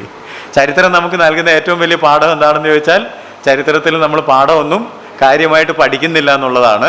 അതുകൊണ്ട് ദൈവം ചരിത്രം പറയാനായിട്ട് ഒരുപാട് അധ്യായങ്ങളൊന്നും ഉപയോഗിക്കുന്നില്ല. 11 അധ്യായങ്ങൾ ഉപയോഗിച്ചിട്ട് പിന്നീട് പെട്ടെന്ന് വരുന്നത് 4 മനുഷ്യരെക്കുറിച്ച് ചില ജീവചരിത്രങ്ങൾ നമ്മുടെ മുമ്പിൽ കാണിച്ചു തരാനായിട്ടാണ്. മനസ്സിലായല്ലോ? അതുകൊണ്ട് നിങ്ങൾ ഈ പുസ്തകം വായിക്കുമ്പോൾ, ഈ പുസ്തകം എന്ന് പറഞ്ഞാൽ ഉൽപ്പത്തി അല്ല, വേദപുസ്തകം വായിക്കുമ്പോൾ നിങ്ങളുടെ മുമ്പിലേക്ക് 2900-ലധികം ജീവചരിത്രങ്ങൾ എഴുന്നേറ്റ് വരും. അതിൽ 4 ജീവചരിത്രങ്ങളാണ് ഈ 12 മുതൽ 50 വരെയുള്ള അധ്യായങ്ങളിൽ പറഞ്ഞിരിക്കുന്നത്. വേറെയും ജീവിതങ്ങളുണ്ട്. ഈ വേദപുസ്തകത്തിൽ ആകമാനം 2930 ജീവചരിത്രങ്ങളുണ്ട്. അറൗണ്ട് 3000-ഓളം ജീവചരിത്രങ്ങളാണ് കിടക്കുന്നത്. അതെന്തിനാണെന്ന് ചോദിച്ചാൽ, ഇതിലാരെങ്കിലും ഒരാളെ പോലെ, ഞാൻ ഇടയ്ക്കൊക്കെ പറയാറുണ്ട്, ഇതിലേതെങ്കിലും ഒരാളെ പോലെ നിങ്ങൾ ജീവിച്ചാൽ കൊള്ളാമായിരുന്നു എന്ന് ദൈവം ആഗ്രഹിക്കുന്നു. അബ്രഹാമിനെ പോലെയോ ഹാനോക്കിനെ പോലെയോ നോഹയെ പോലെയോ മോശയെ പോലെയോ യോശുവയെ പോലെയോ ദാവീദിനെ പോലെയോ ദാനിയേലിനെ പോലെയോ, മതിയായിരിക്കും അല്ലേ, എസ്തേറിനെ പോലെയോ രൂത്തിനെ പോലെയോ മേരിയെ പോലെയോ ആരെ പോലെയെങ്കിലും ഒന്ന് ജീവിച്ചിരുന്നെങ്കിൽ കൊള്ളാമായിരുന്നു എന്ന് ആഗ്രഹിച്ച് ദൈവ പുസ്തകത്തിൽ എന്ത് വെച്ചിട്ടുണ്ട്? ജീവചരിത്രങ്ങൾ. ജീവചരിത്രം വായിച്ചാൽ മനസ്സിലാക്കാനും ബുദ്ധിമുട്ടില്ല, അനുകരിക്കാനും വിഷമമില്ല. എങ്കിലും ആളുകൾ ഇത് ഭയങ്കര വിഷമമാണെന്നൊക്കെ പറഞ്ഞ് വായിക്കാതിരിക്കുന്നു. എനിവേ, മൈ പോയിന്റ് ഈസ്, 12 മുതൽ 50 വരെയുള്ള അധ്യായത്തിനകത്ത് എന്ത് കാണുന്നു? ജീവചരിത്രം. ആദ്യം മാനവചരിത്രം, പിന്നെ ജീവചരിത്രം. പുസ്തകത്തെ 2ആയിട്ട് വിഭജിക്കുന്നു. 1 മുതൽ 11 വരെ, 12 മുതൽ 50 വരെ. 1 മുതൽ 11 വരെയുള്ള അധ്യായങ്ങളിൽ മാനവചരിത്രം, 12 മുതൽ 50 വരെയുള്ള അധ്യായങ്ങളിൽ ജീവചരിത്രം. ഇനി നമുക്ക് കുറച്ചുകൂടെ അതിനെ ഒന്ന് ബ്രേക്കപ്പ് ചെയ്യുകയാണെങ്കിൽ, കുറച്ചുകൂടെ മുറിച്ചെടുക്കുകയാണെന്നുണ്ടെങ്കിൽ, ആദ്യത്തെ 11 അധ്യായങ്ങളിൽ ചരിത്രം പറയാനായിട്ട് 4 സുപ്രധാന സംഭവങ്ങളാണ് വിവരിക്കുന്നത്. ദൈവം ചരിത്രത്തെ അവതരിപ്പിക്കുന്നത് 4 സംഭവങ്ങളിൽ കൂടിയാണ്. എന്തൊക്കെയാണ് 4 സംഭവങ്ങൾ? 1 സൃഷ്ടി, ക്രിയേഷൻ. 2 വീഴ്ച, the fall of man. 3 flood, പ്രളയം. 4 ബാബേൽ. ഈ 4 സംഭവങ്ങളിൽ കൂടിയാണ് ചരിത്രം നമ്മുടെ മുമ്പിൽ അവതരിപ്പിക്കപ്പെടുന്നത്. അപ്പോൾ അതിൻ്റെ അധ്യായങ്ങളും കൂടി ഞാൻ പറയുകയാണെങ്കിൽ, 1ഉം 2ഉം അധ്യായത്തിൽ സൃഷ്ടിയെക്കുറിച്ചാണ് പറഞ്ഞിരിക്കുന്നത്. ഉൽപ്പത്തി 1, 2 അധ്യായത്തിൽ creation of the world, creation of the universe, creation of everything in the universe, creation of man, everything. എല്ലാത്തെയും ദൈവം എങ്ങനെ സൃഷ്ടിച്ചു എന്നുള്ള കാര്യമാണ് 1, 2 അധ്യായത്തിൽ പറഞ്ഞിരിക്കുന്നത്. 3, 4 അധ്യായത്തിൽ പറഞ്ഞിരിക്കുന്നത് എങ്ങനെയാണ് മനുഷ്യൻ വീണുപോയത്, അധപ്പതിച്ചു പോയത്, ഫോൾ ഓഫ് മാൻ, എങ്ങനെ വീണു. ഇങ്ങനെ വീണുപോയ മനുഷ്യൻ മടങ്ങി വരാൻ താല്പര്യം കാണിക്കാതിരുന്നത് കൊണ്ട് മനുഷ്യന് ഒരു പണിഷ്മെൻറ്റ്, ഒരു ജഡ്ജ്മെൻറ്റ് കൊടുക്കണമെന്ന് ദൈവം തീരുമാനിച്ചു. ആ judgement came in the form of a flood, ഒരു പ്രളയത്തിൻ്റെ രൂപത്തിലാണ് വന്നത്. ആ പ്രളയം എന്തുകൊണ്ട് എങ്ങനെ വന്നു എന്നുള്ളതാണ് 5 മുതൽ 9 വരെയുള്ള അധ്യായങ്ങളിൽ പറയുന്നത്. Chapters 5 to 9 flood. ഇനി പ്രളയത്തിൽ നിന്ന് കരകയറിയ മനുഷ്യൻ വീണ്ടും ദൈവത്തിനെതിരെ മത്സരിക്കുന്നതിനായിട്ട് ഒരു ഗോപുരം പണിയാനായിട്ട് തുടങ്ങി. അതിൻ്റെ പേരാണ് ദ ടവർ ഓഫ് ബാബേൽ. അത് എങ്ങനെ പര്യവസാനിച്ചു എന്നുള്ള കാര്യമാണ് 10, 11 അധ്യായത്തിൽ പറഞ്ഞിരിക്കുന്നത്. So 4 major events, history through 4 events, 4 സംഭവങ്ങളിൽ കൂടി 2000 കൊല്ലത്തെ ചരിത്രം. ചരിത്രം എന്ന് പറഞ്ഞപ്പോൾ എത്ര കൊല്ലത്തെന്ന് ആരും ചോദിച്ചില്ല. 2000 കൊല്ലത്തെ ചരിത്രം. അല്ല, കുറച്ചുകൂടി നിങ്ങൾ ചിന്തിക്കുകയാണെങ്കിൽ പഴയ നിയമം മുഴുവനും കൂടി എത്ര കൊല്ലത്തെ ചരിത്രമുണ്ട്? പഴയ നിയമം മുഴുവനും കൂടി എത്ര കൊല്ലത്തെ ചരിത്രമുണ്ട്? 4000 കൊല്ലത്തെ ചരിത്രമാണ്. അതിൽ 2000 കൊല്ലത്തെ ചരിത്രം 11 അധ്യായം കൊണ്ട് പറഞ്ഞ് അവസാനിപ്പിച്ചു. ഇനി നിങ്ങൾക്ക് ഓർത്തിരിക്കാൻ താല്പര്യമുണ്ടെങ്കിൽ ഇനിയുള്ള പഴയ നിയമ ചരിത്രം, യേശു വരുന്നവരെയുള്ള ചരിത്രം 500 ഇങ്ങോട്ട് കുറച്ചാൽ മതി. 500 ഇങ്ങോട്ട് കുറയ്ക്കുകയാണെങ്കിൽ 4 500കളായിട്ട് അതിനെ മാറ്റാം. 2000-നെ 4 500 ആക്കാൻ പറ്റുമോ? പിന്നെ അല്ലേ, 500 ഗുണം 4 സമം 2000. അതെങ്ങനെ വരുമെന്ന് ചോദിച്ചാൽ അടുത്ത 2000-ൻ്റെ തുടക്കത്തിൽ നമ്മൾ കാണുന്നത് ദൈവം അബ്രഹാമിനെ തിരഞ്ഞെടുക്കുന്നതാണ്. അബ്രഹാമിനെ തിരഞ്ഞെടുത്ത് ഒരു 500 കൊല്ലം കഴിയുമ്പോഴത്തേക്ക് എന്ത് സംഭവിച്ചു എന്ന് ചോദിച്ചാൽ ജനത്തെ പുറപ്പെടുവിച്ചു. അടിമത്തത്തിൽ നിന്ന് ജനത്തെ പുറപ്പെടുവിച്ചു. അത് കഴിഞ്ഞ് ഒരു 500 കൊല്ലം കൂടെ കഴിയുമ്പോഴത്തേക്ക് സാമ്രാജ്യം സ്ഥാപിച്ചു ദാവീദിൻ്റെ ഒക്കെ നേതൃത്വത്തിൽ. അത് കഴിഞ്ഞൊരു 500 കൊല്ലം കൂടെ കഴിയുമ്പോഴത്തേക്ക് ഇവർ പ്രവാസത്തിലേക്ക് പോയി. അതോടെ പഴയ നിയമം തീർന്നു. വല്ലതും മനസ്സിലായോ? ഒന്നുകൂടെ പറയാം. ആദ്യത്തെ 11 അധ്യായങ്ങളിൽ 2000 കൊല്ലത്തെ ചരിത്രം. പിന്നെയുള്ള ബൈബിളിൽ മുഴുവൻ, പഴയ നിയമം മുഴുവൻ കൂടി നിങ്ങൾ നോക്കുകയാണെങ്കിൽ 500-ൻ്റെ 4 ഗുണിതങ്ങളാണ്. മനസ്സിലായോ? അതിങ്ങനെ വേണമെങ്കിൽ പറയാം. ദൈവം തൻ്റെ ഒരു ജനത്തെ തിരഞ്ഞെടുക്കുന്നു, അവരടിമത്തത്തിലേക്ക് പോകുന്നു. ഇതിനെല്ലാം കൂടെ 500 കൊല്ലം വേണ്ടി വന്നു. അടിമത്തത്തിൽ നിന്ന് അവരെ പുറപ്പെടുവിച്ച് അവരെ ഒരു സ്ഥലത്ത് എത്തിച്ച് അവർക്കൊരു രാജ്യം കൊടുക്കാനായിട്ട് വീണ്ടും ഒരു 500 കൊല്ലം വേണ്ടി വന്നു. ആ രാജ്യം ഒന്ന് എസ്റ്റാബ്ലിഷ് ചെയ്ത് അവിടെ ഒരു ആലയമൊക്കെ പണിത് ഒരു ഭരണമൊക്കെ ശരിയാക്കി കുറേ കാലത്തേക്കൊക്കെ ഭംഗിയായിട്ട് പോകാനായിട്ട് വീണ്ടും ഒരു 500 കൊല്ലം വേണ്ടി വന്നു. പക്ഷേ 500 കൊല്ലം കഴിഞ്ഞിട്ട് അവർ വീണ്ടും പ്രവാസത്തിലേക്ക് പോയി. പ്രവാസത്തിൽ 500 കൊല്ലം കഴിച്ചു കൂട്ടി. ഇങ്ങനെ 4 500കളാണ്. എളുപ്പം ഓർത്തിരിക്കാൻ വേണ്ടി ഇങ്ങനെ പറയാം. Election, exodus, empire, exile. English അറിയാവുന്ന ആളുകൾക്ക് എല്ലാം ഈ വെച്ചായതുകൊണ്ട് ഓർത്തിരിക്കാൻ എളുപ്പമുണ്ട്. Election means election of a chosen race. ദൈവം തനിക്കായിട്ട് ഒരു ജനത്തെ തിരഞ്ഞെടുക്കുന്നു. അതിന് നേതൃസ്ഥാനത്ത് നിൽക്കുന്നത് പേട്രിയാർക്ക് ഏബ്രഹാം, നമ്മുടെ പൂർവ്വപിതാവായ അബ്രഹാമാണ്. ആ സംഭവങ്ങളെല്ലാം കൂടെ ഒരു 500 കൊല്ലമുണ്ട്. അല്ലെങ്കിൽ ഉൽപ്പത്തി 12-ാം അധ്യായം മുതൽ ഏതാണ്ട് പുറപ്പാട് പുസ്തകത്തിൻ്റെ ആദ്യ അധ്യായങ്ങൾ വരെ നമ്മൾ വരുമ്പോഴത്തേക്ക് ഒരു 500 കൊല്ലം കഴിഞ്ഞ് കിട്ടും. ഓക്കെ, മനസ്സിലായോ? അല്ല, അബ്രഹാമിനോട് ദൈവം പറഞ്ഞല്ലോ ജനം സ്വന്തമല്ലാത്ത ദേശത്ത് 400 കൊല്ലം പരദേശ. അപ്പോൾ ക്ലൂ ഒക്കെ അവിടെ കിടപ്പുണ്ട്. ഒരു 100-500 കൊല്ലം കൊണ്ടാണ് അവർ അടിമത്തത്തിൽ ആയിപ്പോയത്. ആ അടിമത്തത്തിൽ നിന്ന് അവരെ പുറപ്പെടുവിക്കുവാൻ, പിന്നെ ഒരു രാജ്യത്തേക്ക് എത്തിക്കുവാൻ exodus another 500 years under the leadership of Moses and some priests and prophets. കുറേ പ്രവാചകന്മാരും പുരോഹിതന്മാരും മോശയും അതിൻ്റെ തലപ്പത്തുണ്ടായിരുന്നു. അവരെ പുറപ്പെടുവിച്ചു. 500 വർഷം കൊണ്ടാണ് അവരെ മരുഭൂമിയിലൊക്കെ അലഞ്ഞു നടന്ന് ന്യായാധിപന്മാരുടെ ഭരണത്തിൻ്റെ കീഴിലൊക്കെ ആയി. 350 കൊല്ലം ന്യായാധിപന്മാർ തന്നെ ഭരിച്ചല്ലോ. പിന്നെ 40 കൊല്ലം യാത്രയിലായിരുന്നു. കണക്കൊക്കെ ഓർമ്മ വരുന്നുണ്ടോ? അങ്ങനെ അവർ ശൗലിൻ്റെ കാലഘട്ടം കഴിഞ്ഞപ്പോഴത്തേക്ക് ദാവീദിൻ്റെ അടുക്കൽ എത്തുമ്പോഴത്തേക്ക് ഏതാണ്ട് 500 കൊല്ലം കഴിഞ്ഞിട്ടുണ്ട്. So Exodus 500 years. അത് കഴിഞ്ഞിട്ട് പിന്നെ ഒരു 500 years എന്തിനാണ്?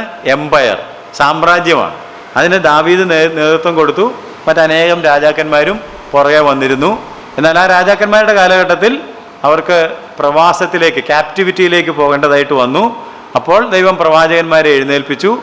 അവർ പ്രവാസത്തിൽ നിന്ന് മടങ്ങിയും വന്നു, എക്സൈലിൽ നിന്ന് മടങ്ങി വന്നു.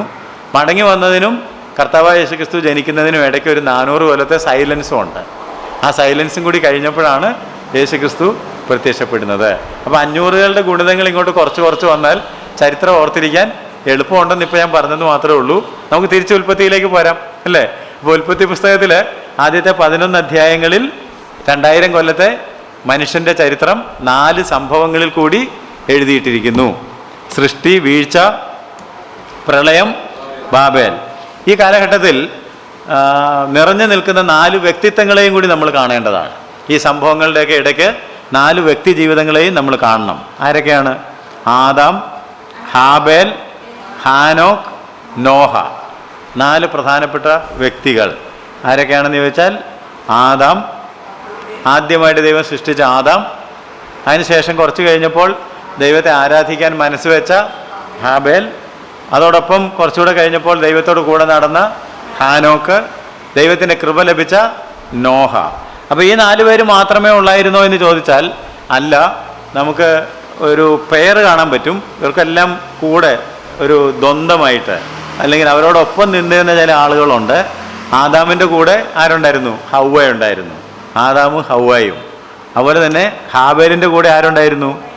കയ്യനുണ്ടായിരുന്നു. ഹാനോക്കിൻ്റെ കൂടെ ആ കാലഘട്ടത്തിലെ തൻ്റെ സഹോദരന്മാരുണ്ടായിരുന്നു. നോഹയുടെ സമകാലികരുണ്ടായിരുന്നു. എന്ന് പറഞ്ഞാൽ ഞാൻ പറഞ്ഞു വരുന്നത് നിങ്ങൾക്ക് മനസ്സിലാകുമെന്ന് എനിക്കറിയാൻ പാടില്ല. 2 ലൈൻ പതുക്കെ ഡെവലപ്പ് ചെയ്ത് വരുന്നത് നമ്മുടെ മുമ്പിൽ വിരചിതമായിട്ട് പുസ്തകം തുടങ്ങുമ്പം തന്നെ കാണുകയാണ്. ദൈവത്തെ അന്വേഷിച്ച ഒരു തലമുറയും ദൈവത്തെ വിട്ട് സ്വന്തം വഴിക്ക് പോയ ഒരു ജനതയും. ഇതിങ്ങനെ വന്ന് വെളിപ്പാടിൽ വരുമ്പോഴത്തേക്കാണ് ഒരു കൂട്ടം ആളുകൾ വന്നിട്ട് പുതിയ യെരുശലേമിൽ ദൈവത്തിൻ്റെ കൂടെ, മറ്റേ കൂട്ടം ആളുകൾ നിത്യ നരകത്തിൽ, ഇല്ലേ, നിത്യദണ്ഡനത്തിൽ. പിടികിട്ടുന്നുണ്ടോ? അപ്പോൾ ഇതാണ് ബൈബിൾ എന്ന് പറയുന്നത്. അപ്പോൾ 2 പെയറാണ്, 2 ഗ്രൂപ്പ് ആളുകളാണ്. ഒരു ഗ്രൂപ്പ് ആളുകൾ ദൈവത്തിൻ്റെ കൂടെ പോകുന്നു. ദൈവത്തിൻ്റെ കൂടെ പോകുന്ന ആളുകളുടെ പേര് ഇപ്പോൾ നമ്മൾ പറഞ്ഞല്ലോ: ഹാബേൽ, ഹാനോക്ക്, നോഹ. പിന്നെ മുമ്പോട്ട് വരികയാണെങ്കിൽ അബ്രഹാം, ഇസഹാക്ക്, യാക്കോബ്. അങ്ങനെ നമുക്കങ്ങ് പോവാം. യോസഫ്, മോശ, ഇല്ലേ? നിങ്ങൾക്ക് കംപ്ലീറ്റ് ചെയ്യാം. Fill up the gaps. അങ്ങനെ ഗ്യാപ്പ് ഫില്ല് ചെയ്ത് നമുക്ക് പുതിയ യെരുശലേമിൽ വരെ. അവിടെ അവസാനം നിങ്ങളുടെയൊക്കെ പേര് വേണം കേട്ടോ, എൻ്റെ നിങ്ങളുടെയൊക്കെ പേര് വേണം. നമ്മളെല്ലാം ആ ലൈനിൽ പോകുന്നു. എന്നാൽ ഇതിനോട് വിഘടിച്ച് വേറൊരു ലൈൻ പോകുന്നത് നമുക്ക് കാണാൻ സാധിക്കും, ഇല്ലേ? കയ്യനുണ്ട്. ഹാനോക്കിൻ്റെ കാലഘട്ടത്തിൽ ദൈവത്തോടു കൂടെ നടക്കാതിരുന്ന അനേകം ആളുകളുണ്ട്. നോഹയുടെ വചനം കേട്ടിട്ടും അത് തിരസ്കരിച്ച് കളഞ്ഞ ആളുകളുണ്ട്. അത് കഴിഞ്ഞിട്ട് നമ്മൾ പിന്നെയും താഴേക്ക് വരുമ്പം അബ്രഹാമിൻ്റെ കൂടെ ഇങ്ങേപ്പുറത്ത് ലോത്തുണ്ടായിരുന്നു. ഇസഹാക്കിൻ്റെ കൂടെ ഇസ്മായേൽ ഉണ്ടായിരുന്നു. യാക്കോബിൻ്റെ കൂടെ ഏശാവ് ഉണ്ടായിരുന്നു. ജോസഫിൻ്റെ കൂടെ സഹോദരന്മാരുണ്ടായിരുന്നു. അങ്ങനെ മോശയുടെ കൂടെ ദാവീദിൻ്റെ കൂടെ ഒക്കെ ആളുകളുണ്ടായിരുന്നു. 2 ലൈൻസ്. ഈ 2 ലൈൻ തുടങ്ങുന്നതും അപ്പോൾ അതും കൂടി വേണമെങ്കിൽ പറയാം, ഉൽപ്പത്തിയിൽ ഈ 2 ലൈനിൻ്റെയും തുടക്കവുമുണ്ട്, ദൈവജനത്തിൻ്റെയും. അതുകൊണ്ടാണ് പുതിയ നിയമത്തിൽ വന്നപ്പം യോഹന്നാൻ ലേഖനം എഴുതിയപ്പോൾ പറഞ്ഞു, ദൈവത്തിൻ്റെ മക്കൾ ആരെന്നും പിശാചിൻ്റെ മക്കൾ ആരെന്നും കൃത്യമായിട്ട് നിശ്ചയിക്കാൻ പോയി. God's children and devil's children, അല്ലേ? 1 ജോൺ 3:9 and 10 നിങ്ങൾ വായിച്ചാൽ അവിടെ ക്ലിയർ ആയിട്ട് പറയുന്നുണ്ട്. You can definitely decide who is from the devil and who is from God. ആർക്കെങ്കിലും വേണമെങ്കിൽ വായിക്കാം. 1 ജോൺ 3:9 and 10. ദൈവത്തിൻ്റെ മക്കൾ. 1 യോഹന്നാൻ 3-ാം അധ്യായം. ദൈവത്തിന്റെ മക്കൾ ആരെന്നും പിശാചിന്റെ മക്കൾ ആരെന്നും ഇതിനാൽ തെളിയുന്നു. കണ്ടോ? അപ്പോൾ 2 മക്കളുണ്ട്. നമ്മൾ വീണ്ടും പുറകോട്ട് പോയി പുതിയ നിയമം പരിശോധിച്ചാൽ യേശു കർത്താവ് തന്നെ മുഖത്ത് നോക്കി വിളിച്ചു, നിങ്ങൾ പിശാച് എന്ന പിതാവിൻ്റെ മക്കൾ, അവൻ്റെ പ്രവൃത്തികളെ ചെയ്യുവാൻ നിങ്ങൾ ഇഷ്ടപ്പെടുന്നു. യോഹന്നാൻ സ്നാപകൻ മുഖത്ത് നോക്കി വിളിച്ചു, സർപ്പ സന്തതികളെ. പിന്നെ ഉപമ പറഞ്ഞു നിങ്ങൾ ദുഷ്ടനിൽ നിന്നുള്ളവൻ. കയീൻ ദുഷ്ടനിൽ നിന്നുള്ളവനായി. വായിക്കുന്നുണ്ടല്ലോ യോഹന്നാൻ്റെ ലേഖനത്തിലാണ്. Cain was from the evil one, he was not from the righteous one. നീതിമാനായവനിൽ നിന്നല്ല. എവിടുന്നാണ് ഉണ്ടായത്? ദുഷ്ടനായവനിൽ നിന്നാണ്. അപ്പം ഒരു ലൈൻ ദുഷ്ടനായവൻ്റെ കൂടെ പോകുന്നതും ഒരു ലൈൻ ദൈവത്തിൻ്റെ കൂടെ പോകുന്നതും നിങ്ങൾക്ക് കാണാം. അപ്പം സ്വർഗവും നരകവും എന്നൊക്കെ പറയുന്നതും ഇതിൻ്റെ എൻഡും ഒക്കെ നമ്മൾ തന്നെ ഉണ്ടാക്കിയതാണ്. അല്ലെങ്കിൽ ദൈവം നമുക്ക് വേണ്ടി നല്ലത് തന്നെയാണ് മുൻകരുതിയിരുന്നത്. പക്ഷെ നമ്മൾ വേറൊരാളുടെ കൂടെ കൂടിയത് കൊണ്ട് അവൻ പോകുന്ന സ്ഥലത്തേക്ക് പോകേണ്ടതായിട്ട് വരുന്നെന്ന് മാത്രമേ ഉള്ളൂ. ചിലർ ചോദിക്കുന്ന പോലെ സ്നേഹമുള്ള ദൈവം താൻ സ്നേഹിക്കുന്ന മനുഷ്യർക്ക് വേണ്ടി ഇത്ര വലിയൊരു അഗ്നിനരകം ഉണ്ടാക്കുമോ എന്ന് ചോദിച്ചാൽ ഒരിക്കലും ഉണ്ടാക്കുകയല്ല. മനുഷ്യർക്ക് വേണ്ടിയാണോ അഗ്നിനരകം ഉണ്ടാക്കിയത്? അല്ല. ആർക്ക് വേണ്ടിയാണ്? പിശാചിനും അവൻ്റെ കിങ്കരന്മാർക്കും വേണ്ടിയാണ്. അവൻ ഞങ്ങൾക്ക് അവന് മതിയെന്ന് തീരുമാനിച്ചാൽ പിന്നെ നിങ്ങൾ എവിടെ പോകണം? ഈ ലോകത്തിൽ അവൻ്റെ കൂടെ ആയിരുന്നെങ്കിൽ പിന്നെ നിത്യതയിലും അവൻ്റെ കൂടെ തന്നെ പോകണമെന്ന് മാത്രമേ ഉള്ളൂ. ഈ ലോകത്തിൽ ദൈവത്തിൻ്റെ കൂടെ ജീവിച്ചവർക്ക് അങ്ങേ ലോകത്തിലും ദൈവത്തിൻ്റെ കൂടെ തന്നെ. ഹാനോക്ക് ദൈവത്തോടു കൂടെ നടന്നു, ദൈവം അവനെ എടുത്തുകൊണ്ടതിനാൽ എന്ന് പറഞ്ഞാൽ ഞാൻ പറയുന്നത് അവൻ ദൈവത്തിൻ്റെ വീട്ടിൽ പോയി. ഹാനോക്ക് എവിടെ പോയി? He went in with the Lord to his house and മറ്റേ ആളുകളൊക്കെ മറ്റേ വീട്ടിലേക്കും പോയി എന്ന് മാത്രം ഓർത്താൽ. അപ്പോൾ ഈ രണ്ട് ലൈൻ ഡെവലപ്പ് ചെയ്യുന്നത് നമുക്ക് കാണാം. അപ്പോൾ അതാണ് ആദ്യത്തെ 11 അധ്യായങ്ങൾ. 12 മുതൽ 50 വരെയുള്ള അധ്യായങ്ങൾ നോക്കുമ്പോൾ നമ്മൾ ജീവചരിത്രമാണെന്ന് പൊതുവെ പറഞ്ഞു. ജീവചരിത്രം ആണ് എന്ന് പറയുമ്പോൾ അവിടെ നമുക്ക് 4 വ്യക്തികളുടെ ജീവചരിത്രം, 4 ഔട്ട്സ്റ്റാൻഡിങ് പേഴ്സണാലിറ്റീസ്. അവർ ഭയങ്കരമായിട്ട് പ്രാധാന്യമുള്ള ആളുകളാണ്. പിൽക്കാലത്ത് ദൈവം തന്നെ അറിയപ്പെടാൻ ആഗ്രഹിക്കുന്നത് ഇവരുടെ പേരിലാണ്. അബ്രഹാമിൻ്റെയും ഇസ്ഹാക്കിൻ്റെയും യാക്കോബിൻ്റെയും ദൈവം. അപ്പോൾ അതുകൊണ്ട് അവർക്ക് അത്രയധികം പ്രാധാന്യമുണ്ട്. ദൈവത്തെ പരിചയപ്പെടുത്തിയിട്ടുള്ള പല സന്ദർഭങ്ങളിലും ദൈവം തന്നെ ഇൻട്രൊഡ്യൂസ് ചെയ്യുന്നത് ഞാൻ സ്വർഗത്തിൽ വസിക്കുന്ന യഹോവയായ ദൈവം എന്നൊന്നും അല്ല പരിചയപ്പെടുത്തിയത്. അബ്രഹാമിൻ്റെയും ഇസ്ഹാക്കിൻ്റെയും യാക്കോബിൻ്റെയും ദൈവം. ഞാൻ നേരത്തെ പറഞ്ഞതാണ്, ദൈവത്തിന് മനുഷ്യരുടെ പേരിൽ അറിയപ്പെടാനാണ് താല്പര്യം. അല്ലാതെ തനിക്ക് തൻ്റേതായിട്ടൊരു അഡ്രസ്സ് ഇല്ലാത്തത് കൊണ്ടല്ല. ആ അഡ്രസ്സുണ്ട്, പക്ഷെ നമ്മുടെ അഡ്രസ്സിൽ അറിയപ്പെടാനായിട്ടാണ് ദൈവം താല്പര്യപ്പെടുന്നത്. അതുകൊണ്ട് ഈ ഗോത്രപിതാക്കന്മാർ അല്ലെങ്കിൽ നമ്മുടെ ആദിമ പേട്രിയാർക്സ് എന്ന് പറയുന്നത് 4 പേർ ആരൊക്കെയാണെന്നും അവരുടെ പ്രാധാന്യം എന്താണെന്നും ഏത് അധ്യായങ്ങളിലാണ് അവരെക്കുറിച്ച് പറഞ്ഞിരിക്കുന്നതെന്നും നമുക്ക് ഓടിച്ചൊന്ന് നോക്കാം. 12 മുതൽ 23 വരെയുള്ള അധ്യായങ്ങളിൽ 12 to 23 ഡീൽസ് വിത്ത് ഏബ്രഹാം. അബ്രഹാം ദൈവത്തിൻ്റെ സ്നേഹിതനും വിശ്വാസികളുടെ പിതാവും. 2 പ്രധാനപ്പെട്ട അഡ്ജക്റ്റീവ്സ് എങ്കിലും ഓർത്തിരിക്കണം: friend of God and the father of the faithful. അബ്രഹാം ആരായിരുന്നെന്ന് ചോദിച്ചാൽ ദൈവത്തിൻ്റെ സ്നേഹിതനായിരുന്നു, വിശ്വാസികളുടെ പിതാവായിരുന്നു. അബ്രഹാമിൽ കൂടിയാണ് ദൈവം തനിക്കായിട്ട് ഒരു ജനത്തെ തിരഞ്ഞെടുത്തത്. ഒരു ജനതയെ തിരഞ്ഞെടുക്കുവാനായിട്ട് ദൈവം കണ്ടത് അബ്രഹാമിനെ ആയിരുന്നു. അബ്രഹാമിന് ശേഷം അബ്രഹാമിൻ്റെ മകനായ ഇസഹാക്ക് 24 മുതൽ 26 വരെയുള്ള അധ്യായങ്ങൾ. ഉൽപ്പത്തി 24 മുതൽ 26 വരെ അബ്രഹാമിൻ്റെ ഏകജാതനായ മകൻ, അനുസരണമുള്ള മകൻ എന്നൊക്കെ വേണമെങ്കിൽ പറയാം. ഏകജാതൻ എന്ന് പറഞ്ഞപ്പോൾ ലീഗലി കൃത്യമായിട്ട് ഏക മകനാണ് ഉണ്ടായിരുന്നത്. അവൻ തന്നെ നമുക്ക് വേണ്ടി വേണമെങ്കിൽ യാഗമായിട്ട് സമർപ്പിക്കുവാൻ സന്നദ്ധനായിരുന്ന കർത്താവായ യേശു ക്രിസ്തുവിൻ്റെ ഒരു പ്രതീകമായിട്ടും കൂടിയാണ് നിൽക്കുന്നത് ഇസഹാക്ക്. 24 മുതൽ 26 വരെ. മൂന്നാമതായിട്ട് നമ്മൾ കാണുന്നത് യാക്കോബാണ്. 27 to 36, 27 മുതൽ 36 വരെ.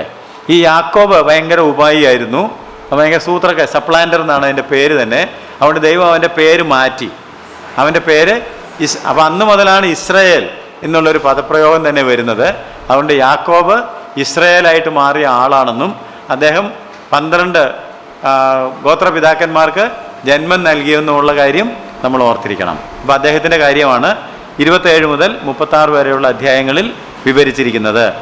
അത് കഴിഞ്ഞിട്ട് ജോസഫിനെ കുറിച്ചാണ് പറയുന്നത്. 4-മതായിട്ട് കഷ്ടതകളിൽ കൂടി കടന്നുപോയി, കഷ്ടതകളെ അതിജീവിച്ച് തേജസ്സിൽ എത്തിച്ചേർന്ന നമുക്ക് ഏറ്റവും ഉദാത്തമായിട്ടുള്ളൊരു മാതൃക തന്ന ദൈവദാസനാണ് ജോസഫ്. ജോസഫിനെ കുറിച്ച് ഒരു കുറ്റവും വേദപുസ്തകം രേഖപ്പെടുത്തുന്നില്ല എന്ന് നാം ശ്രദ്ധിക്കേണ്ടതാണ്. ഒരു കുറ്റവും അദ്ദേഹത്തെക്കുറിച്ച് പറയുന്നില്ല. എന്നാൽ ധാരാളം കഷ്ടതകളിൽ കൂടി കടന്നുപോയി. താൻ അനുസരണം പഠിച്ച് കഷ്ടതകളാൽ തികഞ്ഞവനായി തീർന്നു. He pass through sufferings and he was made perfect and he became glorious. അവനെ ഒരു ഭരണാധികാരിയായിട്ട് ഉയർത്തുന്നത് നമുക്ക് കാണാനായിട്ട് സാധിക്കും. 37 മുതൽ 50 വരെയുള്ള അധ്യായങ്ങളിലാണ് നമ്മൾ അദ്ദേഹത്തെ കാണുന്നത്. അപ്പോൾ 12 മുതലുള്ള അധ്യായങ്ങൾ 4 പേരുടെ ജീവചരിത്രമാണ് പറയുന്നത്. 12 മുതൽ 23 വരെ അബ്രഹാം, 24 മുതൽ 26 വരെ ഇസഹാക്ക്, 27 മുതൽ 36 വരെ യാക്കോബ്, 37 മുതൽ 50 വരെ ജോസഫ്. ഇവിടെയും ഞാൻ നേരത്തെ പറഞ്ഞതുപോലെ പേയേഴ്സിനെ നിങ്ങൾക്ക് കാണാൻ സാധിക്കും. അബ്രഹാമിൻ്റെ കൂടെ ഒരു കൗണ്ടർ പാർട്ടുണ്ട്, ലോത്തുണ്ട് അല്ലേ. ഇസഹാക്കിൻ്റെ കൂടെ ഇസ്മയേലുണ്ട്, യാക്കോബിൻ്റെ കൂടെ ഏശാവുണ്ട്, ജോസഫിൻ്റെ കൂടെ സഹോദരന്മാരുണ്ട്. അപ്പോൾ ഇതും ഈ 2 ലൈൻ ഡെവലപ്പ് ചെയ്യുന്നതിൻ്റെ നല്ലൊരു ചിത്രമാണ്. ദൈവത്തിൻ്റെ കൂടെ ആര് പോയെന്നും ആര് ദൈവത്തെ തിരസ്കരിച്ചു എന്നുള്ളത് കാണുവാൻ ഇതെല്ലാം നമ്മളെ സഹായിക്കുന്നുണ്ട് എന്ന് ഞാൻ വിശ്വസിക്കുന്നു. അപ്പോൾ ഇത്തരം കാര്യങ്ങളൊക്കെ നിങ്ങൾക്ക് ഏകദേശം ഗ്രഹിക്കാൻ പറ്റിയെന്ന് ഞാൻ കരുതുന്നു. നമുക്ക് ഉൽപ്പത്തി പുസ്തകം അല്പം ഡീറ്റെയിൽഡായിട്ട് പഠിച്ചാലാണ് നേരത്തെ പറഞ്ഞതുപോലെ നമുക്ക് പുതിയ നിയമവും ബാക്കി കാര്യങ്ങളൊക്കെ മനസ്സിലാവുകയുള്ളൂ. ഇതൊരു സീഡ് പ്ലോട്ടാണ്, എല്ലാത്തിൻ്റെയും ഫൗണ്ടേഷൻ ഇതിനകത്താണ്. അതുകൊണ്ട് ധൃതി പിടിച്ചാൽ നമുക്ക് പെട്ടെന്ന് ഇത് പഠിച്ചങ്ങ് തീർക്കാമെന്ന് മാത്രമേ ഉള്ളൂ, വേണ്ട പ്രയോജനം ലഭിക്കുകയില്ല. അതുകൊണ്ട് അല്പം ക്ഷമയോടെ, ചിലപ്പോൾ നമുക്ക് 2, 3, 4 ക്ലാസ്സുകൾ കൊണ്ട് ഉൽപ്പത്തി പുസ്തകം തീർക്കാനായിട്ട് സാധിക്കുകയുള്ളൂ. അത് ശ്രദ്ധാപൂർവം പഠിച്ചാൽ എങ്ങനെയാണ് ദൈവത്തിൻ്റെ ആലോചനകൾ മുന്നോട്ട് പോകുന്നതെന്നുള്ളത് ഗ്രഹിക്കാൻ പറ്റുമെന്നും കൂടി ഞാൻ നിങ്ങളെ ഓർമ്മപ്പെടുത്തുന്നു. അപ്പോൾ ഇതൊക്കെ പറഞ്ഞത് എന്തിനാണെന്ന് ചോദിച്ചാൽ നമുക്ക് തിരിച്ചു വന്ന് ഈ പറഞ്ഞ പ്രധാനപ്പെട്ട സംഭവങ്ങൾ കൂടിയൊക്കെ ഒന്ന് കടന്നു പോകാം. ആദ്യത്തെ 11 അധ്യായങ്ങളിൽ 4 സംഭവങ്ങൾ, രണ്ടാമത്തെ യൂണിറ്റ് 12 മുതൽ 50 വരെ അധ്യായങ്ങളിൽ 4 ആളുകൾ. അപ്പോൾ അതൊന്നുകൂടെ നമുക്ക് എടുത്തിട്ട് അതിനെക്കുറിച്ച് ചില ഡീറ്റെയിൽസ് പറയേണ്ടത് ആവശ്യമാണ്. ഇസ്ന്റ് ഇറ്റ്? ഈ 4 സംഭവങ്ങൾ എന്ന് മാത്രം ഇങ്ങനെ പറഞ്ഞു പോയാൽ, ക്രിയേഷൻ എന്ന് പറയുമ്പോൾ ക്രിയേഷനെ കുറിച്ച് തന്നെ ഒത്തിരി കാര്യങ്ങൾ വ്യക്തമാകാനുണ്ട്, സംശയങ്ങളുണ്ട്, ചോദ്യങ്ങൾ ആളുകളുടെ മനസ്സിൽ കാണും. അപ്പോൾ അതിനൊക്കെ ഒരു ഉത്തരം കിട്ടത്തക്ക തരത്തിൽ അല്പം കൂടെ ക്രിയേഷൻ നമുക്കൊന്ന് എക്സ്പ്ലെയിൻ ചെയ്യണം. അതുപോലെ ഫോൾ എന്താണെന്ന് പഠിക്കണം, ഫ്ലഡ് എന്തിനായിരുന്നെന്ന് പഠിക്കണം, ബാബേൽ എന്താണെന്ന് പഠിക്കണം, വേണ്ടേ? അപ്പോഴത്തേക്ക് ചിലപ്പോൾ ക്ലാസ് ഒരു 3-4 കഴിഞ്ഞു പോകും. 11 അധ്യായം കഴിഞ്ഞാൽ പിന്നെ വേണമെങ്കിൽ നമുക്ക് ഇച്ചിരി സ്പീഡിൽ പോകാം. അപ്പോൾ ഏതാണെങ്കിലും കുറച്ചുകൂടെ ക്ഷമയോടെ നമുക്ക് ഇതിൽ കൂടി കടന്നു പോകാം. നമുക്ക് ഒന്നാമത്തെ ഇവൻറ്റ് പഠിക്കാനായിട്ട് സമയം എടുക്കാം. അതായത് ഞാൻ നിങ്ങളെ ഓർമ്മപ്പെടുത്തുന്നത്, ഫസ്റ്റ് യൂണിറ്റാണ് ഇപ്പോൾ നമ്മൾ എടുക്കുന്നത്, 1 മുതൽ 11 വരെ. ആ 1 മുതൽ 11 വരെയുള്ളതിൽ 4 യൂണിറ്റുകളായിട്ട് നമ്മൾ തിരിച്ചിട്ടുണ്ട്. 2000 കൊല്ലത്തെ ചരിത്രത്തെ 4 സംഭവങ്ങൾ, സൃഷ്ടിയുണ്ട്, വീഴ്ചയുണ്ട്, പ്രളയമുണ്ട്, ബാബേലുണ്ട്. അപ്പോൾ അതിൽ ഓരോന്ന് അല്പം വിവരിക്കേണ്ടതുള്ളത് കൊണ്ട് ആദ്യം നമ്മൾ എടുക്കുന്നത് സൃഷ്ടി. അപ്പം ആ 2 അധ്യായങ്ങൾ, അതിൻ്റെ ചാപ്റ്റർ ഡിവിഷൻ പറഞ്ഞത് ഓർമ്മയുണ്ടാവുമല്ലോ. 1ഉം 2ഉം അധ്യായത്തിലാണ് എന്ത് കാണുന്നത്? സൃഷ്ടി കാണുന്നത്. വീഴ്ച കാണുന്നത് 3ഉം 4ഉം അധ്യായത്തിൽ, പ്രളയം കാണുന്നത് 5 മുതൽ 9 വരെ, ബാബേൽ കാണുന്നത് 10ഉം 11ഉം. അത് മനസ്സിൽ നിന്ന് പോകരുത്. അപ്പോൾ ഇപ്പോൾ നമ്മൾ എടുക്കാൻ പോകുന്നത് 1, 2 അധ്യായങ്ങൾ. തലക്കെട്ട് സൃഷ്ടി. നമുക്ക് 1-ാം വാക്യം വായിക്കാം. 1-ാം വാക്യം. ആദിയിൽ ദൈവം ആകാശവും ഭൂമിയും സൃഷ്ടിച്ചു. ഭൂമി പാഴായും ശൂന്യമായും ഇരുന്നു. ആഴത്തിന്മീതെ ഇരുളുണ്ടായിരുന്നു. ദൈവത്തിന്റെ ആത്മാവ് വെള്ളത്തിന്മീതെ പരിവർത്തിച്ചു കൊണ്ടിരുന്നു. സൃഷ്ടി എന്താണെന്നും സൃഷ്ടി എങ്ങനെയാണ് നടന്നതെന്നും ഈ വാക്യങ്ങൾ വ്യക്തമാക്കുന്നു. 1-ാമത്തെ വാക്യത്തിൽ പറഞ്ഞിരിക്കുന്നു, ആദിയിൽ ദൈവം ആകാശവും ഭൂമിയും സൃഷ്ടിച്ചു. It is not a human theory, it is a divine revelation. ഈ പറഞ്ഞത് ഒരു തത്വസംഹിതയല്ല, ഇവല്യൂഷൻ തിയറി എന്നൊക്കെ പറയുന്നത് പോലെ നമുക്ക് തിയറിയും ലോയും തമ്മിൽ വ്യത്യാസമുണ്ട്. ലോ ഓഫ് ഗ്രാവിറ്റേഷൻ കേട്ടിട്ടുണ്ടോ? ഭൂഗുരുത്വ ആകർഷണ നിയമം. എന്താണത്? ഭൂഗുരുത്വ ആകർഷണ നിയമം. നിങ്ങൾക്ക് ഇഷ്ടമുണ്ടെങ്കിലും ഇഷ്ടമില്ലെങ്കിലും, നിങ്ങൾ സമ്മതിച്ചാലും സമ്മതിച്ചില്ലെങ്കിലും, ഒരു സാധനം മുകളിലോട്ട് എറിഞ്ഞാൽ, ആപ്പിൾ ഞെട്ടറ്റാൽ, വിമാനം പറന്നുകൊണ്ട് പോയിരിക്കുന്നതിൻ്റെ എൻജിൻ തകർന്നാൽ, അത് അമേരിക്കയ്ക്ക് പോകില്ലായിരുന്നു, മുകളിലോട്ടങ്ങ് പോകാൻ പാടില്ലായിരുന്നു. ചന്ദ്രനിലേക്ക് പോകാൻ എന്തുകൊണ്ടാണ്? ബിക്കോസ് അതിനെ എപ്പോഴും താഴേക്ക് വലിക്കുന്ന ഒരു നിയമമുണ്ട്. അതൊരു നിയമമാണ്. എന്നാൽ ഇവല്യൂഷൻ എന്ന് പറയുന്ന ഒരു നിയമമല്ല, ഒരു സിദ്ധാന്തമാണ്, ഒരു തിയറിയാണ്. A theory and a law are totally different. ഞാൻ പറഞ്ഞേക്ക് മനസ്സിലായെന്ന് അറിയാൻ പാടില്ല. A theory is different from a law. ഈ ലോ എന്ന് പറയുന്നത്, തത്വം എന്ന് പറയുന്നത്, നമ്മൾ സമ്മതിച്ചാലും സമ്മതിച്ചില്ലെങ്കിലും, ഇഷ്ടമുണ്ടെങ്കിലും ഇഷ്ടമില്ലെങ്കിലും ആ നിയമം എന്ത് ചെയ്തുകൊണ്ടിരിക്കും? പ്രവർത്തിച്ചുകൊണ്ടിരിക്കും. ഒരു തിയറി അങ്ങനല്ല, ഒരു വാദഗതി മുമ്പോട്ട് വെക്കുകയാണ്. അപ്പോൾ അതിനെതിരായിട്ട് നമുക്ക് വാദഗതികൾ കൊണ്ടുവരാനായിട്ട് സാധിക്കും. ഞാൻ പറഞ്ഞത് മനസ്സിലായെന്ന് വിചാരിക്കുന്നു. അതുകൊണ്ട് ഈ ഭൂമി എങ്ങനെ ഉണ്ടായി, ഈ പ്രപഞ്ചം എങ്ങനെ ഉണ്ടായി എന്നുള്ളതിനെക്കുറിച്ച് ഒരു വാദഗതി ഇവിടെ നിരത്തുന്നില്ല എന്ന് നിങ്ങൾ അറിയണം. അതുകൊണ്ട് നമുക്ക് ക്രിയേഷൻ സയൻസ് എന്ന് പറഞ്ഞൊരു സയൻസ് ഉണ്ട്. എനിക്കറിയാമോന്ന് എനിക്കറിയാൻ പാടില്ല. ഇവല്യൂഷനെ എതിർക്കാനായിട്ട് ക്രിയേഷൻ സയൻസ് എന്ന് പറഞ്ഞിട്ട് ഒരു ശാസ്ത്രശാഖയുണ്ട്. അതൊന്നും ഇവിടെ പ്രസക്തമല്ല. ഇവിടെ ഒരു നമ്മൾ ആദ്യം പറഞ്ഞതൊന്നും മറന്നു പോകരുത്. മോശയുടെ കയ്യിൽ ദൈവം എന്ത് കൊടുത്തു വിട്ടു? ജീവനുള്ള എ ഡിവൈൻ ഓറക്കിൾ എന്നൊക്കെ ഞാൻ പറഞ്ഞത് നിങ്ങൾ മറന്നുപോയെന്ന് അറിയാൻ പാടില്ല. എന്താ ഡിവൈൻ ഓറക്കിൾ എന്ന് പറഞ്ഞാൽ? ദൈവത്തിൻ്റെ ഒരു വെളിപ്പാട്, എ ഡിവൈൻ റെവലേഷൻ. അപ്പോൾ ആ ഡിവൈൻ റെവലേഷൻ കിട്ടിയപ്പോൾ ദൈവം മോശയ്ക്ക് വെളിപ്പെടുത്തി കൊടുത്തൊരു സത്യം പറയുകയാണ്, ആദിയിൽ ദൈവം ആകാശവും ഭൂമിയും ഇറ്റ്സ് എ റെവലേഷൻ. അപ്പോൾ ഈ വെളിപ്പാട് അംഗീകരിക്കാൻ പറ്റിയെങ്കിൽ മാത്രമേ നമുക്ക് മുന്നോട്ട് പുസ്തകം വായിച്ചിട്ട് കാര്യമുള്ളൂ. ഇല്ലെങ്കിൽ പിന്നെ ബാക്കി വായിച്ചിട്ട് കാര്യമില്ല, വായിച്ചാലൊന്നും മനസ്സിലാകുകയില്ല. കാരണം ഇത് മുഴുവൻ വെളിപ്പാടുകളാണ്. ദൈവം ഇങ്ങനെ വെളിപ്പെടുത്തും, ദൈവം വെളിപ്പെടുത്തിയതാണ് എന്ന് നാം അറിയണം. There is no date, there is no time, there is nothing like that specified. ദിവസം പറഞ്ഞിട്ടില്ല, ടൈം പറഞ്ഞിട്ടില്ല, മാസം പറഞ്ഞിട്ടില്ല, ഒന്ന്. കാരണം ദിവസവും മാസവും ഒന്നും ഈ പറയുമ്പോൾ ഇല്ല, അതൊക്കെ ഉണ്ടാകാൻ പോകുന്നേ ഉള്ളൂ. നിങ്ങൾ പുസ്തകം വായിച്ചിട്ടുണ്ടെങ്കിൽ ദിവസം കാലം ഒക്കെ തീരുമാനിക്കപ്പെടേണ്ടതിന് സൂര്യനും ചന്ദ്രനും ഒക്കെ പിൽക്കാലത്താണ് ദൈവം സൃഷ്ടിക്കുക. അതിനൊക്കെ മുമ്പ് ദൈവം എന്ത് ചെയ്തു? ആദിയിൽ ദൈവം ആകാശവും ഭൂമിയും. അപ്പോൾ ഇത് അങ്ങനെ ദൈവം സൃഷ്ടിച്ചതാണെന്ന് നമുക്ക് എങ്ങനെ തെളിയിക്കാൻ പറ്റും? എങ്ങനെ സയൻസ് വേണോ, ഇവല്യൂഷൻ വേണോ, ക്രിയേഷൻ സയൻസ് വേണോ, ബൈബിൾ വേണോ? ഞാൻ നേരത്തെ പറഞ്ഞു നമുക്ക് എല്ലാത്തിനും വേണ്ടത്, കാരണം അതാണ് സ്വർഗത്തിൽ എപ്പോഴും. അത് ഒളിച്ചോടാൻ പറയുന്നതാണെന്ന് ആരെങ്കിലും പറഞ്ഞാൽ പോലും ഞാൻ അതിൽ തന്നെയാണ് ആശ്രയിക്കുകയുള്ളൂ. ഞാൻ ഒരുപാട് വലിയ പുസ്തകങ്ങളൊക്കെ വായിക്കുകയും പഠിക്കുകയും പഠിപ്പിക്കുകയും ചെയ്തിട്ടുണ്ടെങ്കിലും ആ പുസ്തകങ്ങളൊന്നും ഒരു 5 കൊല്ലം കഴിയുമ്പോൾ റെലവൻ്റ് അല്ല. എന്നാൽ ഈ പുസ്തകം ഇന്ന് റെലവൻ്റ് ആണ്. ഇതെന്ന് സ്വർഗത്തിൽ ദൈവം എന്ത് ചെയ്ത് വെച്ചിരിക്കുന്നു? അതിന് വള്ളിയും പുള്ളിയും. അപ്പം അങ്ങനെയാണെങ്കിൽ ഈ പുസ്തകത്തിൽ പറയുകയാണ്, എബ്രായ ലേഖനം 11:3 വായിച്ചോ. ഈ കാണുന്ന ലോകത്തിന് ദൃശ്യമായതല്ല കാരണമെന്ന് വരുമാറ്. What is the reason for this visible world? ഈ കാണുന്ന ലോകത്തിന്റെ പിന്നിലുള്ള കാരണം എന്താണെന്ന് ചോദിച്ചാൽ നിങ്ങൾക്ക് കാണാവുന്ന ഒരു കാര്യവുമില്ല എന്ന്. ദൃശ്യമായതല്ല അതിന്റെ കാരണമെന്ന് വരുമാറ്. ലോകം ദൈവത്തിന്റെ വചനത്താൽ നിർമ്മിക്കപ്പെട്ടു എന്ന് നാം വിശ്വാസത്താൽ അറിയുന്നു. You just believe it. ദൈവത്തിന്റെ വചനം എന്ന് പറഞ്ഞാൽ God called it into being. ദൈവം ഇല്ലാത്തതിനെ ഉള്ളതിനെ പോലെ വിളിച്ചു വരുത്തി. അങ്ങനെ ഒരു മാസ്റ്റർ ഡിസൈൻ ദൈവത്തിൻ്റെ ഹൃദയത്തിലുണ്ടായിരുന്നു. അല്ലാതെ ഉണ്ടായിരുന്നതിൽ ഒരു ബിഗ് ബാങ് ഉണ്ടായിട്ട് ഒരു പൊട്ടിത്തെറി ഉണ്ടായതല്ല. അങ്ങനെയൊക്കെ നമ്മൾ പറയുന്നത്. ഒരു പൊട്ടിത്തെറി ഉണ്ടായി, ഒരു ബിഗ് ബാങ് തിയറി, പല പല തിയറികളുണ്ട്. എന്നാൽ ഇവിടെ നാം വായിച്ചത് ഈ ദൃശ്യമായ ലോകത്തിന്. ഈ ദൃശ്യമായ ലോകം തന്നെ നിങ്ങൾ മുഴുവൻ കണ്ടിട്ടുണ്ടോ? അല്ല, നിങ്ങൾ കണ്ടിട്ടില്ല. മനുഷ്യൻ്റെ ശാസ്ത്ര സാങ്കേതിക വിദ്യ ഉപയോഗിച്ച് പ്രപഞ്ചത്തിൽ എന്തെല്ലാം ഉണ്ടെന്നുള്ളത് ഇതുവരെ അപഗ്രഥിച്ച് കഴിഞ്ഞിട്ടുണ്ടോ? ഇല്ല. എത്ര നക്ഷത്ര ഗോളങ്ങളുണ്ടെന്നുള്ളതിനെക്കുറിച്ച്, എത്ര സൗരയൂഥങ്ങൾ ഉണ്ടെന്നുള്ളതിനെക്കുറിച്ച് ഇപ്പോഴും അന്വേഷണങ്ങൾ നടന്നുകൊണ്ടിരിക്കുകയും ഒരു സൗരയൂഥം ഈയിടെ കണ്ടുപിടിച്ചെന്ന് പറയുകയോ ഒക്കെ ചെയ്യുന്നതല്ലാതെ, എന്നാൽ നമ്മുടെ പുസ്തകത്തിൽ, എൻ്റെ പുസ്തകത്തിൽ പറഞ്ഞിരിക്കുകയാണ് ദൈവം നക്ഷത്രങ്ങൾക്ക് പേരിട്ട് വിളിക്കുന്നു. അതിൻ്റെ കാരണം എന്താണെന്ന് ചോദിച്ചാൽ ഇതിനെല്ലാം സൃഷ്ടിച്ചത് ദൈവമാണ്. ഇതിനെല്ലാം ആകാശത്തിൽ നാസ്തിത്വത്തിന്മേൽ തൂക്കിയത് ദൈവമാണ്. ദൈവത്തിൻ്റെ ഒരു മാസ്റ്റർ പ്ലാൻ അനുസരിച്ചാണ് ഇതെല്ലാം ദൈവം ഉണ്ടാക്കിയിരിക്കുന്നത്. അത് മനസ്സിലാക്കാൻ നമ്മൾ നടത്തുന്ന ശ്രമത്തിനാണ് ഈ സയൻസ് എന്ന് പറയുന്നത്. Science is not finding out anything.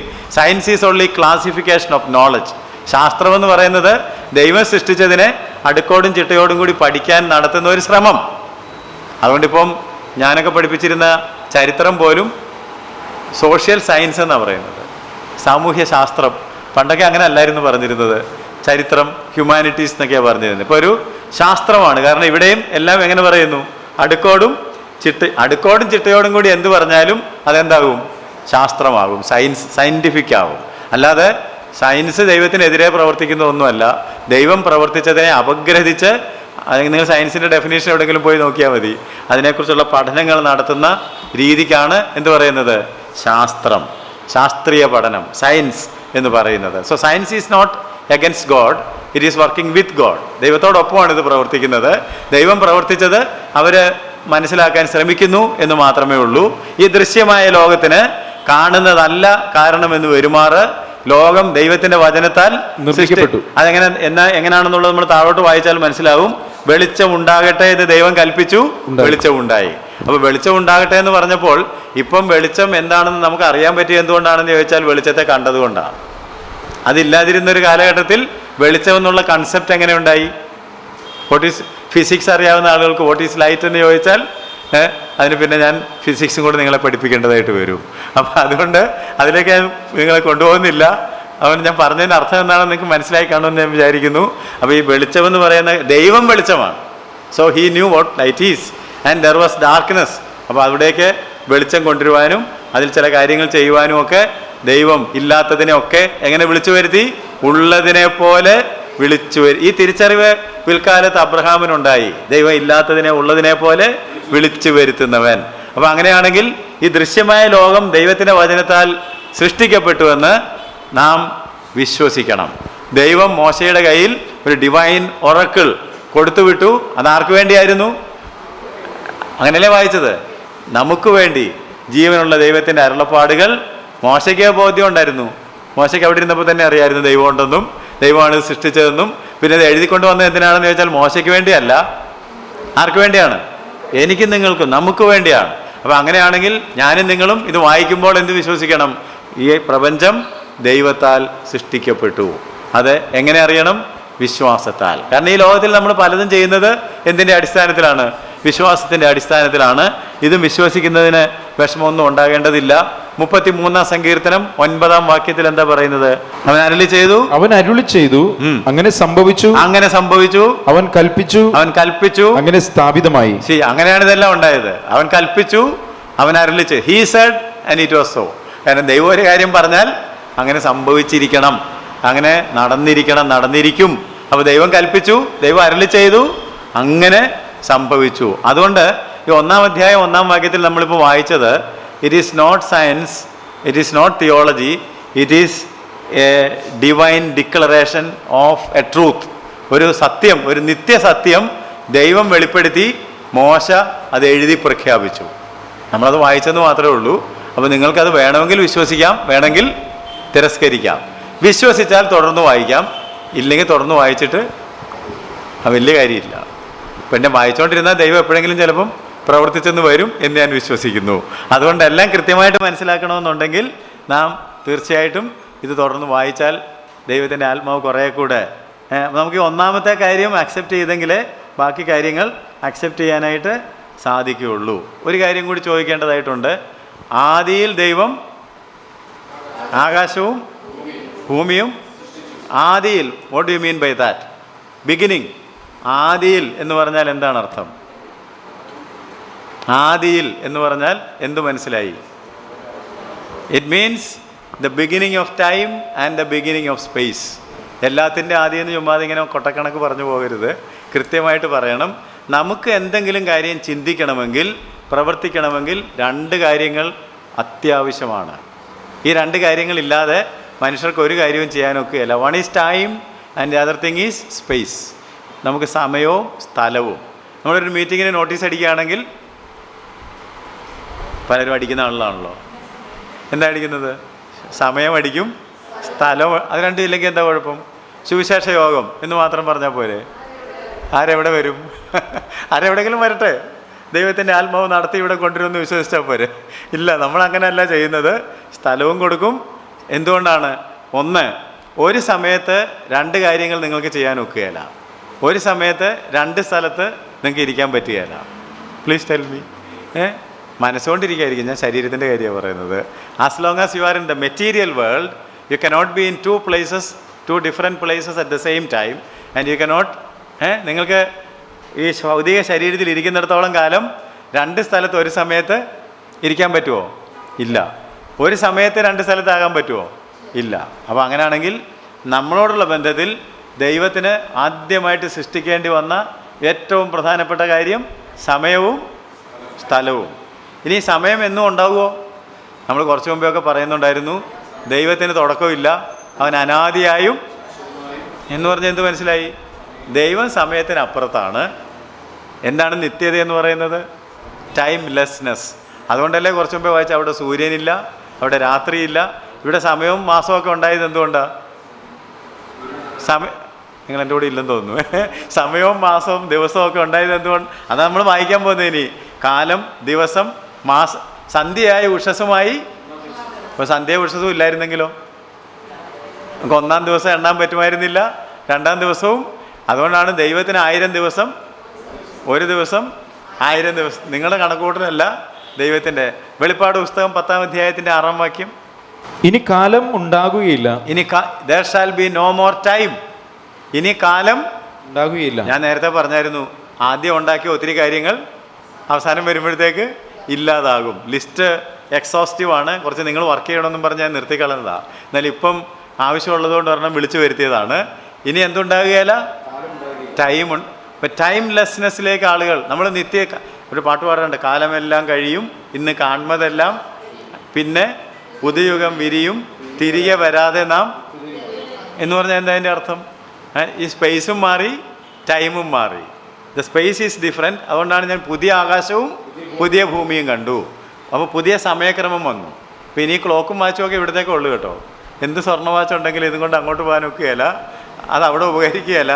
It is only useful here. നമ്മുടെ എത്ര മനോഹരമായിട്ടുള്ള വീടുണ്ടെങ്കിലും you cannot take it and because അവിടെ കർത്താവ് വേറെ വീട് പണിയുന്നുണ്ട്. ഈ വ്യത്യാസമാണ് നമുക്ക് മനസ്സിലാകേണ്ടത്. സോ ആദിയിൽ means the beginning of time as well as space. സമയത്തിൻ്റെയും സ്ഥലത്തിൻ്റെയും തുടക്കം. കാരണം നമുക്ക് വേണ്ടി ദൈവം ചില കാര്യങ്ങൾ ചെയ്യാൻ തുടങ്ങിയപ്പോൾ നമ്മെ ഇരുത്തണമെന്നുണ്ടെങ്കിൽ ഒരു സ്ഥലം വേണം, നമ്മളോട് ചില കാര്യങ്ങളൊക്കെ പറയണമെങ്കിൽ ഒരു സമയം വേണം. ഉറങ്ങാനൊരു സമയം വേണം, ഉണരാനൊരു സമയം വേണം, ജോലിക്ക് പോകാനൊരു സമയം വേണം, വേണ്ടേ? ജോലി നിർത്താനൊരു സമയം വേണം, കഞ്ഞി അടുപ്പത്ത് വെച്ചാൽ തിളയ്ക്കാനൊരു സമയമുണ്ട്. അത് കംപ്ലീറ്റ് സമയം തെറ്റിയാൽ കഞ്ഞി പായസമായി പോവും, അല്ലേ? കഞ്ഞിക്കൊരു സമയമുണ്ട്, പായസത്തിന് വേറൊരു സമയമുണ്ട്. ഞാൻ സഹോദരിമാരെ കണ്ടുകൊണ്ടാണ് പറഞ്ഞത്, പക്ഷെ അവരെൻ്റെ കൂടെ ചേരുന്നുണ്ട്. അങ്ങനെ എല്ലാത്തിനും എന്തുണ്ട്? ടൈം ബൗണ്ടാണ് നമ്മുടെ പരിപാടികളെല്ലാം. ഇപ്പം തന്നെ സമയം നീണ്ടു പോകുന്നതുകൊണ്ട് ചിലർ വിഷമിച്ചിരിക്കുകയാണ്. അപ്പോൾ സമയവും സ്ഥലവും ഇത് രണ്ടും ഇല്ലാതെ നമുക്ക് ഒരു കാര്യവും ചെയ്യാനായിട്ട് ആദിയിൽ എന്ന് പറഞ്ഞാൽ എന്ത് മനസ്സിലായി? സമയത്തിൻ്റെയും സ്ഥലത്തിൻ്റെയും ആദി. അങ്ങനെ ഒരു കൺസെപ്റ്റാണ് ദൈവം ആദ്യം ഉണ്ടാക്കിയത്. എന്നിട്ട് അതിനോടുള്ള ബന്ധത്തിലാണ് ഇനി ബാക്കി കാര്യങ്ങളൊക്കെ ചെയ്യുക. അപ്പോൾ നമുക്ക് ഒന്നാം വാക്യം ഒന്നുകൂടെ വായിക്കാം. ആദിയിൽ ദൈവം ആകാശവും ഭൂമിയും സൃഷ്ടിച്ചു.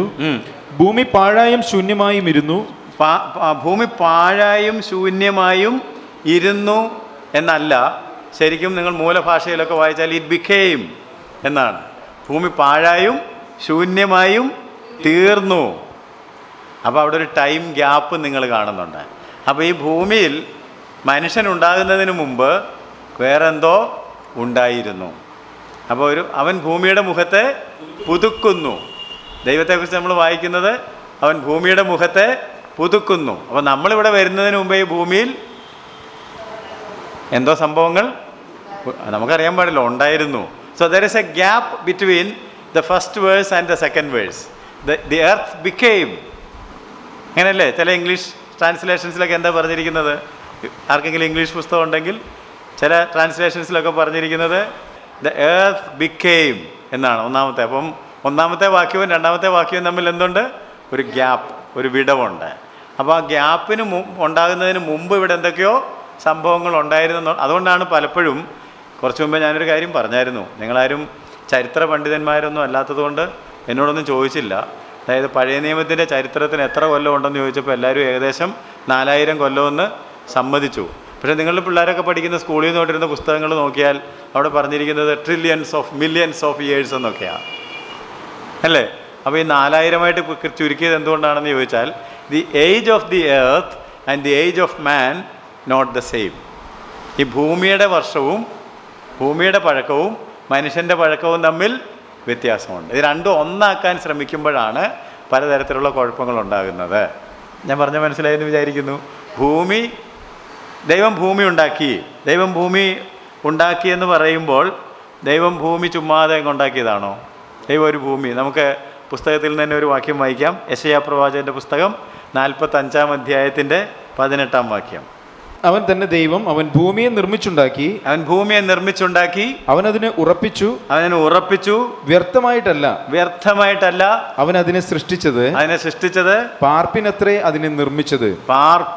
അതിനെ സൃഷ്ടിച്ചത്. God created the earth for somebody to dwell there. ഈ ഭൂമിയെ ഉണ്ടാക്കിയതിൻ്റെ ദൈവത്തിൻ്റെ പദ്ധതി പ്രവാചകൻ കണ്ടിട്ട് പറയുകയാണ്, അവൻ ഭൂമിയെ ഉണ്ടാക്കി. ചുമ്മാതെ ഇരുന്നപ്പോൾ ഒരു ഭൂമി ഉണ്ടാക്കി കളയാമെന്ന് തോന്നിയതല്ല എന്ന്. മനസ്സിലായി? നമുക്കൊക്കെ തോന്നുന്നത് പോലെ വേറെ പണിയൊന്നുമില്ല, എന്നാൽ ഒരു ഭൂമി ഉണ്ടാക്കി കളയാം. അങ്ങനെ ഉണ്ടാക്കിയതല്ല. അവൻ വ്യർത്ഥമായിട്ടല്ല. എന്തിനാണ് ഉണ്ടാക്കിയത്? പാർപ്പിനായിട്ടാണ്. പക്ഷേ എന്ത് സംഭവിച്ചു? യെരമ്യാ പ്രവാചകൻ്റെ പുസ്തകം 4-ാം അധ്യായത്തിൻ്റെ 23 മുതൽ 26 വരെയുള്ള വാക്യങ്ങൾ. Jeremiah chapter 4, 23 to 26. ഞാൻ ഭൂമിയെ നോക്കി അതിനെ പാഴും ശൂന്യവുമായി കണ്ടു. കണ്ടോ? It became null and void. അതിനെ പാഴും ശൂന്യവുമായി കണ്ടു. ഞാൻ ആകാശത്തെ നോക്കി അതിന് പ്രകാശം ഇല്ലാതെ ഇരുന്നു. അതുകൊണ്ടാണ് വെളിച്ചം ഉണ്ടാകട്ടെ എന്ന് പറഞ്ഞത്. അതിന് പ്രകാശം ഇല്ലാതെ ഇരുന്നു. ഞാൻ പർവ്വതങ്ങളെ നോക്കി അവ വിറയ്ക്കുന്നത് കണ്ടു. അപ്പം ഇതിനു മുമ്പ് ഇവിടെ പർവ്വതവും ആകാശവും ഭൂമിയും ഇവിടെ എന്തോ പരിപാടികളും ഒക്കെ ഉണ്ടായിരുന്നു. അതൊക്കെ കണ്ടുപിടിക്കുമ്പോൾ നമ്മൾ പറയുകയാണ്, ഇത് രണ്ടും കൂടെ ഒക്കുന്നില്ല. കാരണം നമുക്ക് ആകെപ്പാടെ നമ്മൾ മാത്രമേ ഉണ്ടായിരുന്നുള്ളൊരു ചിന്തയാണ്.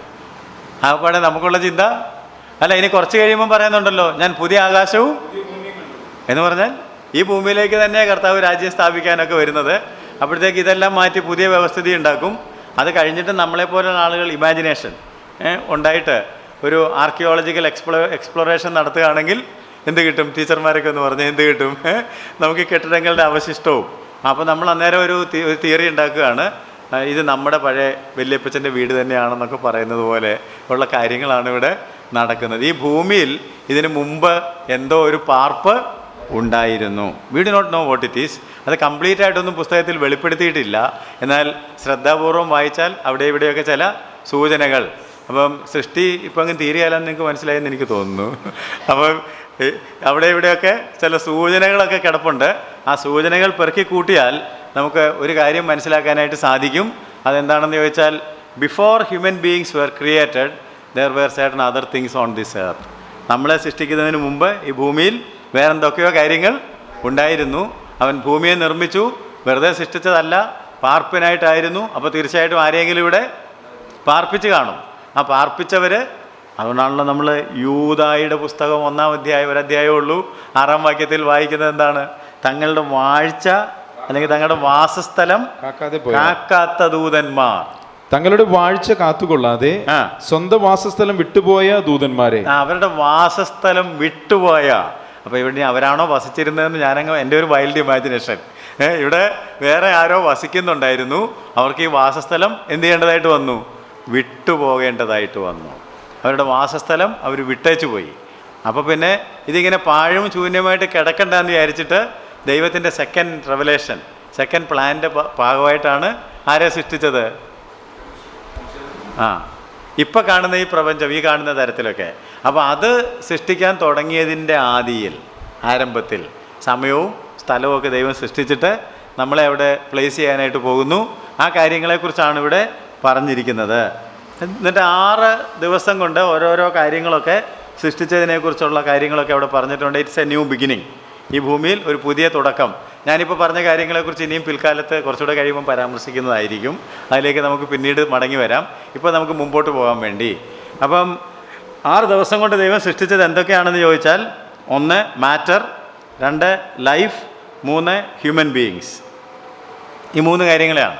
നമ്മൾ കാണുന്ന ഭൗതിക വസ്തുക്കളെ സൃഷ്ടിച്ചു, ജീവനെ സൃഷ്ടിച്ചു. അത് കഴിഞ്ഞിട്ട് അതിൻ്റെ എല്ലാം മകുടമായിട്ട് ആരെ സൃഷ്ടിച്ചു? മനുഷ്യനെ സൃഷ്ടിച്ചു. അതൊക്കെ വായിച്ച് നോക്കുക. അത് ഞാൻ നേരത്തെ നിങ്ങളോട് പറഞ്ഞു കഴിഞ്ഞു. ദൈവത്തിൻ്റെ വെളിപ്പാടായതുകൊണ്ട് അങ്ങ് വിശ്വസിച്ചാൽ മാത്രം മതി, സമ്മതിച്ചാൽ മാത്രം മതി. പക്ഷേ അതിൽ ചില കാര്യങ്ങളൊക്കെ നമ്മൾ ശ്രദ്ധിക്കാനുണ്ടെന്നുള്ളത് മാത്രം ഞാൻ നിങ്ങളുടെ ശ്രദ്ധയിൽ കൊണ്ടുവരുന്നു. ശ്രദ്ധിക്കേണ്ടത് എന്താണെന്ന് ചോദിച്ചാൽ, ഒന്നാമത് ഈ ചിലതിനെയൊക്കെ ദൈവം അനുഗ്രഹിക്കുന്നുണ്ട്, ചിലതിനെ അനുഗ്രഹിക്കുന്നില്ല. ചിലത് നല്ലതാണെന്ന് കണ്ടു, ചിലത് ഏറ്റവും നല്ലതാണെന്ന് കണ്ടു. അതൊക്കെ അങ്ങനെ എടുത്തു പറഞ്ഞേക്കുന്നത് എന്തിനാണെന്നൊക്കെ ഒന്ന് നോക്കണം. അപ്പോൾ ദൈവം അനുഗ്രഹിച്ചത് എന്തിനൊക്കെയാണ്? എല്ലാത്തിനെയും അനുഗ്രഹിച്ചോ? ഇല്ല. പക്ഷേ 1-2 കാര്യങ്ങളൊക്കെ അനുഗ്രഹിച്ചു. 22-ാം വാക്യം, 1:22, നിങ്ങൾ വർദ്ധിച്ചു പെരുകി സമുദ്രത്തിലെ വെള്ളത്തിൽ നിറയുവിൻ, പർവ്വജാതി ഭൂമിയിൽ പെരുകട്ടെ എന്ന് കൽപ്പിച്ചു. ദൈവം അവയെ അനുഗ്രഹിച്ചു. ദൈവം പർവ്വജാതിയെ അനുഗ്രഹിച്ചു. 28-ാം വാക്യം, ദൈവം അവരെ അനുഗ്രഹിച്ചു. നിങ്ങൾ സന്താനപുഷ്ടിയുള്ളവരായി പെരുകി ഭൂമിയിൽ നിറഞ്ഞ് അതിനടക്കി സമുദ്രത്തിലെ മത്സ്യത്തിന്മേലും ആകാശത്തിലെ പർവ്വജാതിന്മേലും സകല ഭൂചര ജന്തുവിന്മേലും വാഴുവിൻ എന്ന് അവരോട് കൽപ്പിച്ചു. മനുഷ്യനെ അനുഗ്രഹിച്ചു. 2-ാം അധ്യായത്തിൻ്റെ 3-ാം വാക്യം, താൻ സൃഷ്ടിച്ചുണ്ടാക്കിയ സകല പ്രവൃത്തിയിൽ നിന്നും അന്ന് നിവൃത്തനായതുകൊണ്ട് ദൈവം 7-ാം ദിവസത്തെ അനുഗ്രഹിച്ചു ശുദ്ധീകരിച്ചു. ഈ 3 കാര്യങ്ങളെ മാത്രമേ ദൈവം അനുഗ്രഹിച്ചുള്ളൂ. പർവ്വജാതികളെ അനുഗ്രഹിച്ചു, മനുഷ്യനെ അനുഗ്രഹിച്ചു, 7-ാം ദിവസത്തെ അനുഗ്രഹിച്ചു. ഇത് എന്തുകൊണ്ടാണെന്ന് നമുക്ക് പിന്നീട് വേണമെങ്കിൽ പരിശോധിക്കാം. ഞാൻ നിങ്ങളുടെ ശ്രദ്ധയിൽ ബാക്കി ഒന്നിനെയും ദൈവം അനുഗ്രഹിച്ചില്ല. അപ്പോൾ ഇതിലൊക്കെ ചില ക്ലൂ കിടപ്പുണ്ട്. അത് നമുക്ക് ഇപ്പോൾ സമയമില്ലാത്തത് കൊണ്ട്, നമുക്ക് ഇന്നത്തെ ക്ലാസ് ഏതാണ്ട് ക്ലോസ് ചെയ്യാൻ സമയമായി വരുന്നത് കൊണ്ട് അത് പിന്നീട് പഠിക്കാനായിട്ട് മാറ്റാം. അപ്പോൾ അടുത്ത ക്ലാസ്സിൽ നമുക്ക് ക്രിയേഷനിൽ തന്നെ തുടങ്ങേണ്ടി വരുമെന്ന് ചുരുക്കം. പക്ഷെ ഒരു കാര്യം കൂടെ പറയാതെ ഇന്ന് തീർക്കാനൊക്കെയല്ല, ഇതിൻ്റെ എല്ലാം മകുടമായിട്ട്, സൃഷ്ടിയുടെ എല്ലാം മകുടമായിട്ട് ദൈവം ആരെ സൃഷ്ടിച്ചു? മനുഷ്യനെ സൃഷ്ടിച്ചു. എന്തായിരുന്നു മനുഷ്യനെ സൃഷ്ടിച്ചതും മറ്റുള്ള സൃഷ്ടികളും തമ്മിലുള്ള വ്യത്യാസം? മനുഷ്യനെ ദൈവം നിലത്തെ മണ്ണ് കൊണ്ട്, പൊടി കൊണ്ട്, തൻ്റെ സ്വന്തം കൈകൊണ്ട് തൻ്റെ സ്വരൂപത്തിൽ തൻ്റെ സാദൃശ്യപ്രകാരം സൃഷ്ടിച്ചു. മറ്റുള്ളതിനെയൊന്നും അങ്ങനല്ല. അവൻ വാക്കുകൊണ്ട് ഉണ്ടാകട്ടെ ഉണ്ടാകട്ടെ എന്ന് പറഞ്ഞത് മാത്രമേ ഉള്ളൂ. മനുഷ്യനോടുള്ള ദൈവത്തിൻ്റെ പ്രത്യേക താല്പര്യപ്രകാരം മനുഷ്യനെ എങ്ങനെ സൃഷ്ടിച്ചു? അവൻ്റെ സ്വന്തം കൈകൊണ്ട്, അല്ലേ? സ്വന്തം സാദൃശ്യത്തിൽ, സ്വന്തം സ്വരൂപപ്രകാരം. എന്നിട്ട് അവൻ്റെ മൂക്കിൽ അവൻ ജീവനുള്ള. അപ്പോൾ അവിടെയൊക്കെ ഒത്തിരി കാര്യങ്ങൾ പറയാനുണ്ട്. അപ്പോൾ ഞാൻ ചുരുക്കത്തിൽ ഒരു കാര്യം മാത്രം പറഞ്ഞു വിടാം. ദൈവത്തിൻ്റെ സ്വരൂപം, ദൈവത്തിൻ്റെ സാദൃശ്യം എന്ന് പറഞ്ഞാൽ എന്താണ്? The likeness and image of God. What is the image and what is the likeness? ദൈവത്തിൻ്റെ സ്വരൂപം എന്താണ്? ദൈവത്തിൻ്റെ സാദൃശ്യം എന്താണ്? ദൈവത്തിൻ്റെ സ്വരൂപം എന്ന് പറഞ്ഞാൽ ദൈവത്തിൻ്റെ glory, that is eternal life. അപ്പോൾ ഇറ്റേണൽ ബീയിങ്സ് ആയിട്ടാണ് നമ്മളെയൊക്കെ സൃഷ്ടിച്ചത്. ദൈവത്തിന് നിത്യതയുണ്ട്, നമുക്ക് നിത്യതയുണ്ട്. That is one thing. രണ്ടാമത് ലൈക്ക്നെസ്, സാദൃശ്യം എന്ന് പറഞ്ഞാൽ, ലൈക്ക്നെസ് അല്ലെങ്കിൽ ദൈവത്തോട് സദൃശ്യം എന്ന് പറഞ്ഞാൽ ദൈവത്തിൻ്റെ സ്വഭാവം പോലെയുള്ള സ്വഭാവം നമുക്ക് ഉണ്ടാക്കാൻ വേണമെങ്കിൽ you can imbibe, you can develop. അതുണ്ട്, അതിൻ്റെ വിത്തിട്ടിട്ടുണ്ട്. പക്ഷേ അത് നമ്മൾ എന്ത് ചെയ്യണം? വളർത്തിയെടുക്കണം. അതുകൊണ്ടല്ലേ പുതിയ നിയമത്തിൽ നമ്മൾ നേരത്തെ വായിച്ച വാക്യത്തിലുണ്ടായിരുന്നു, ഏതാ? പിശാചിൻ്റെ മക്കൾ ആരാണെന്നും ദൈവത്തിൻ്റെ മക്കൾ ആരാണെന്നും. അതിൻ്റെ മുകളിലുണ്ടായിരുന്നു, ദൈവത്തിന് ജനിച്ചവനാരും പാപം ചെയ്യുന്നില്ല, കാരണം അവൻ്റെ വിത്ത് അവനിൽ വസിക്കുന്നു. ആ വിത്ത് വളർത്തുന്നവർ പാപം ചെയ്യുന്നില്ല, വിത്ത് വളർത്താത്തവരൊക്കെ പാപം ചെയ്യുമ്പം ആരുടെ മകനായിട്ട് പോവും? ദൈവത്തിൻ്റെ ആണെന്ന് പറഞ്ഞാലും ദൈവത്തിൻ്റെ കണക്കിൽ ആരുടെ മകനായിട്ട് പോവും? അപ്പോൾ നമുക്ക് പാപം ചെയ്യാതെ അത് ചെയ്യുമോ ഇല്ലയോ എന്ന് അറിയാനായിട്ടാണ് ദൈവം എന്ത് കൊടുത്തത്? ഒരു ടെസ്റ്റ് കൊടുത്തത്. അതിലേക്ക് നമ്മൾ ഫോളിലേക്ക് പോകാൻ പോകുന്നത്. അപ്പം തിന്നരുതെന്നൊരു കാര്യം പറഞ്ഞു. അപ്പം വേണമെങ്കിൽ ദൈവം പറഞ്ഞതനുസരിച്ച് അങ്ങനെ തന്നെ നിൽക്കാമായിരുന്നു. അപ്പോൾ ആ ദൈവത്തിൻ്റെ ക്യാരക്ടർ ഡെവലപ്ഡ് ആയതിനെയും. പക്ഷേ കള്ളത്തരം കാണിച്ചതോടുകൂടി ആ ക്യാരക്ടറിൽ വീഴ്ച വന്നു. ദിവ്യ സ്വഭാവത്തിന് കൂട്ടാളിയാകാൻ പറ്റാതെ പോയി. പിന്നെ അതിനെ തിരിച്ചു വരുത്താനായിട്ട് ദൈവം വേറെ ചില കാര്യങ്ങളൊക്കെ ചെയ്യേണ്ടതായിട്ട് വന്നു. അതുകൊണ്ട് ദൈവത്തിൻ്റെ സ്വരൂപം, ദൈവത്തിൻ്റെ സാദൃശ്യം, ഇത് തന്നെ നമുക്ക് പഠിക്കാനുള്ളൊരു വിഷയമാണ്. അതുമാത്രമല്ല, അവൻ്റെ മൂക്കിൽ ജീവശ്വാസം ഊതി അവൻ ജീവനുള്ള ദേഹിയായി തീർന്നു. മീൻസ് അവൻ ദൈവത്തെ പോലെ ഒരു തൃത്വമായി തീർന്നു. അവനൊരു ശരീരമുണ്ട്, ദേഹിയുണ്ട്, ഒരാത്മാവുണ്ട്. ദേഹം, ദേഹി, ആത്മാവ്. ശരീരം, മനസ്സ്, ആത്മാവ്, ഇത് മൂന്നുമുള്ള.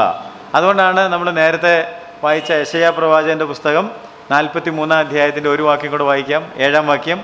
ഭൂമിയുടെ അറ്റത്ത് നിന്നും എൻ്റെ പുത്രിമാരെയും എൻ്റെ നാമത്തിൽ വിളിച്ചു, എൻ്റെ മഹത്വത്തിനായി സൃഷ്ടിച്ചു, നിർമ്മിച്ചുണ്ടാക്കിയും.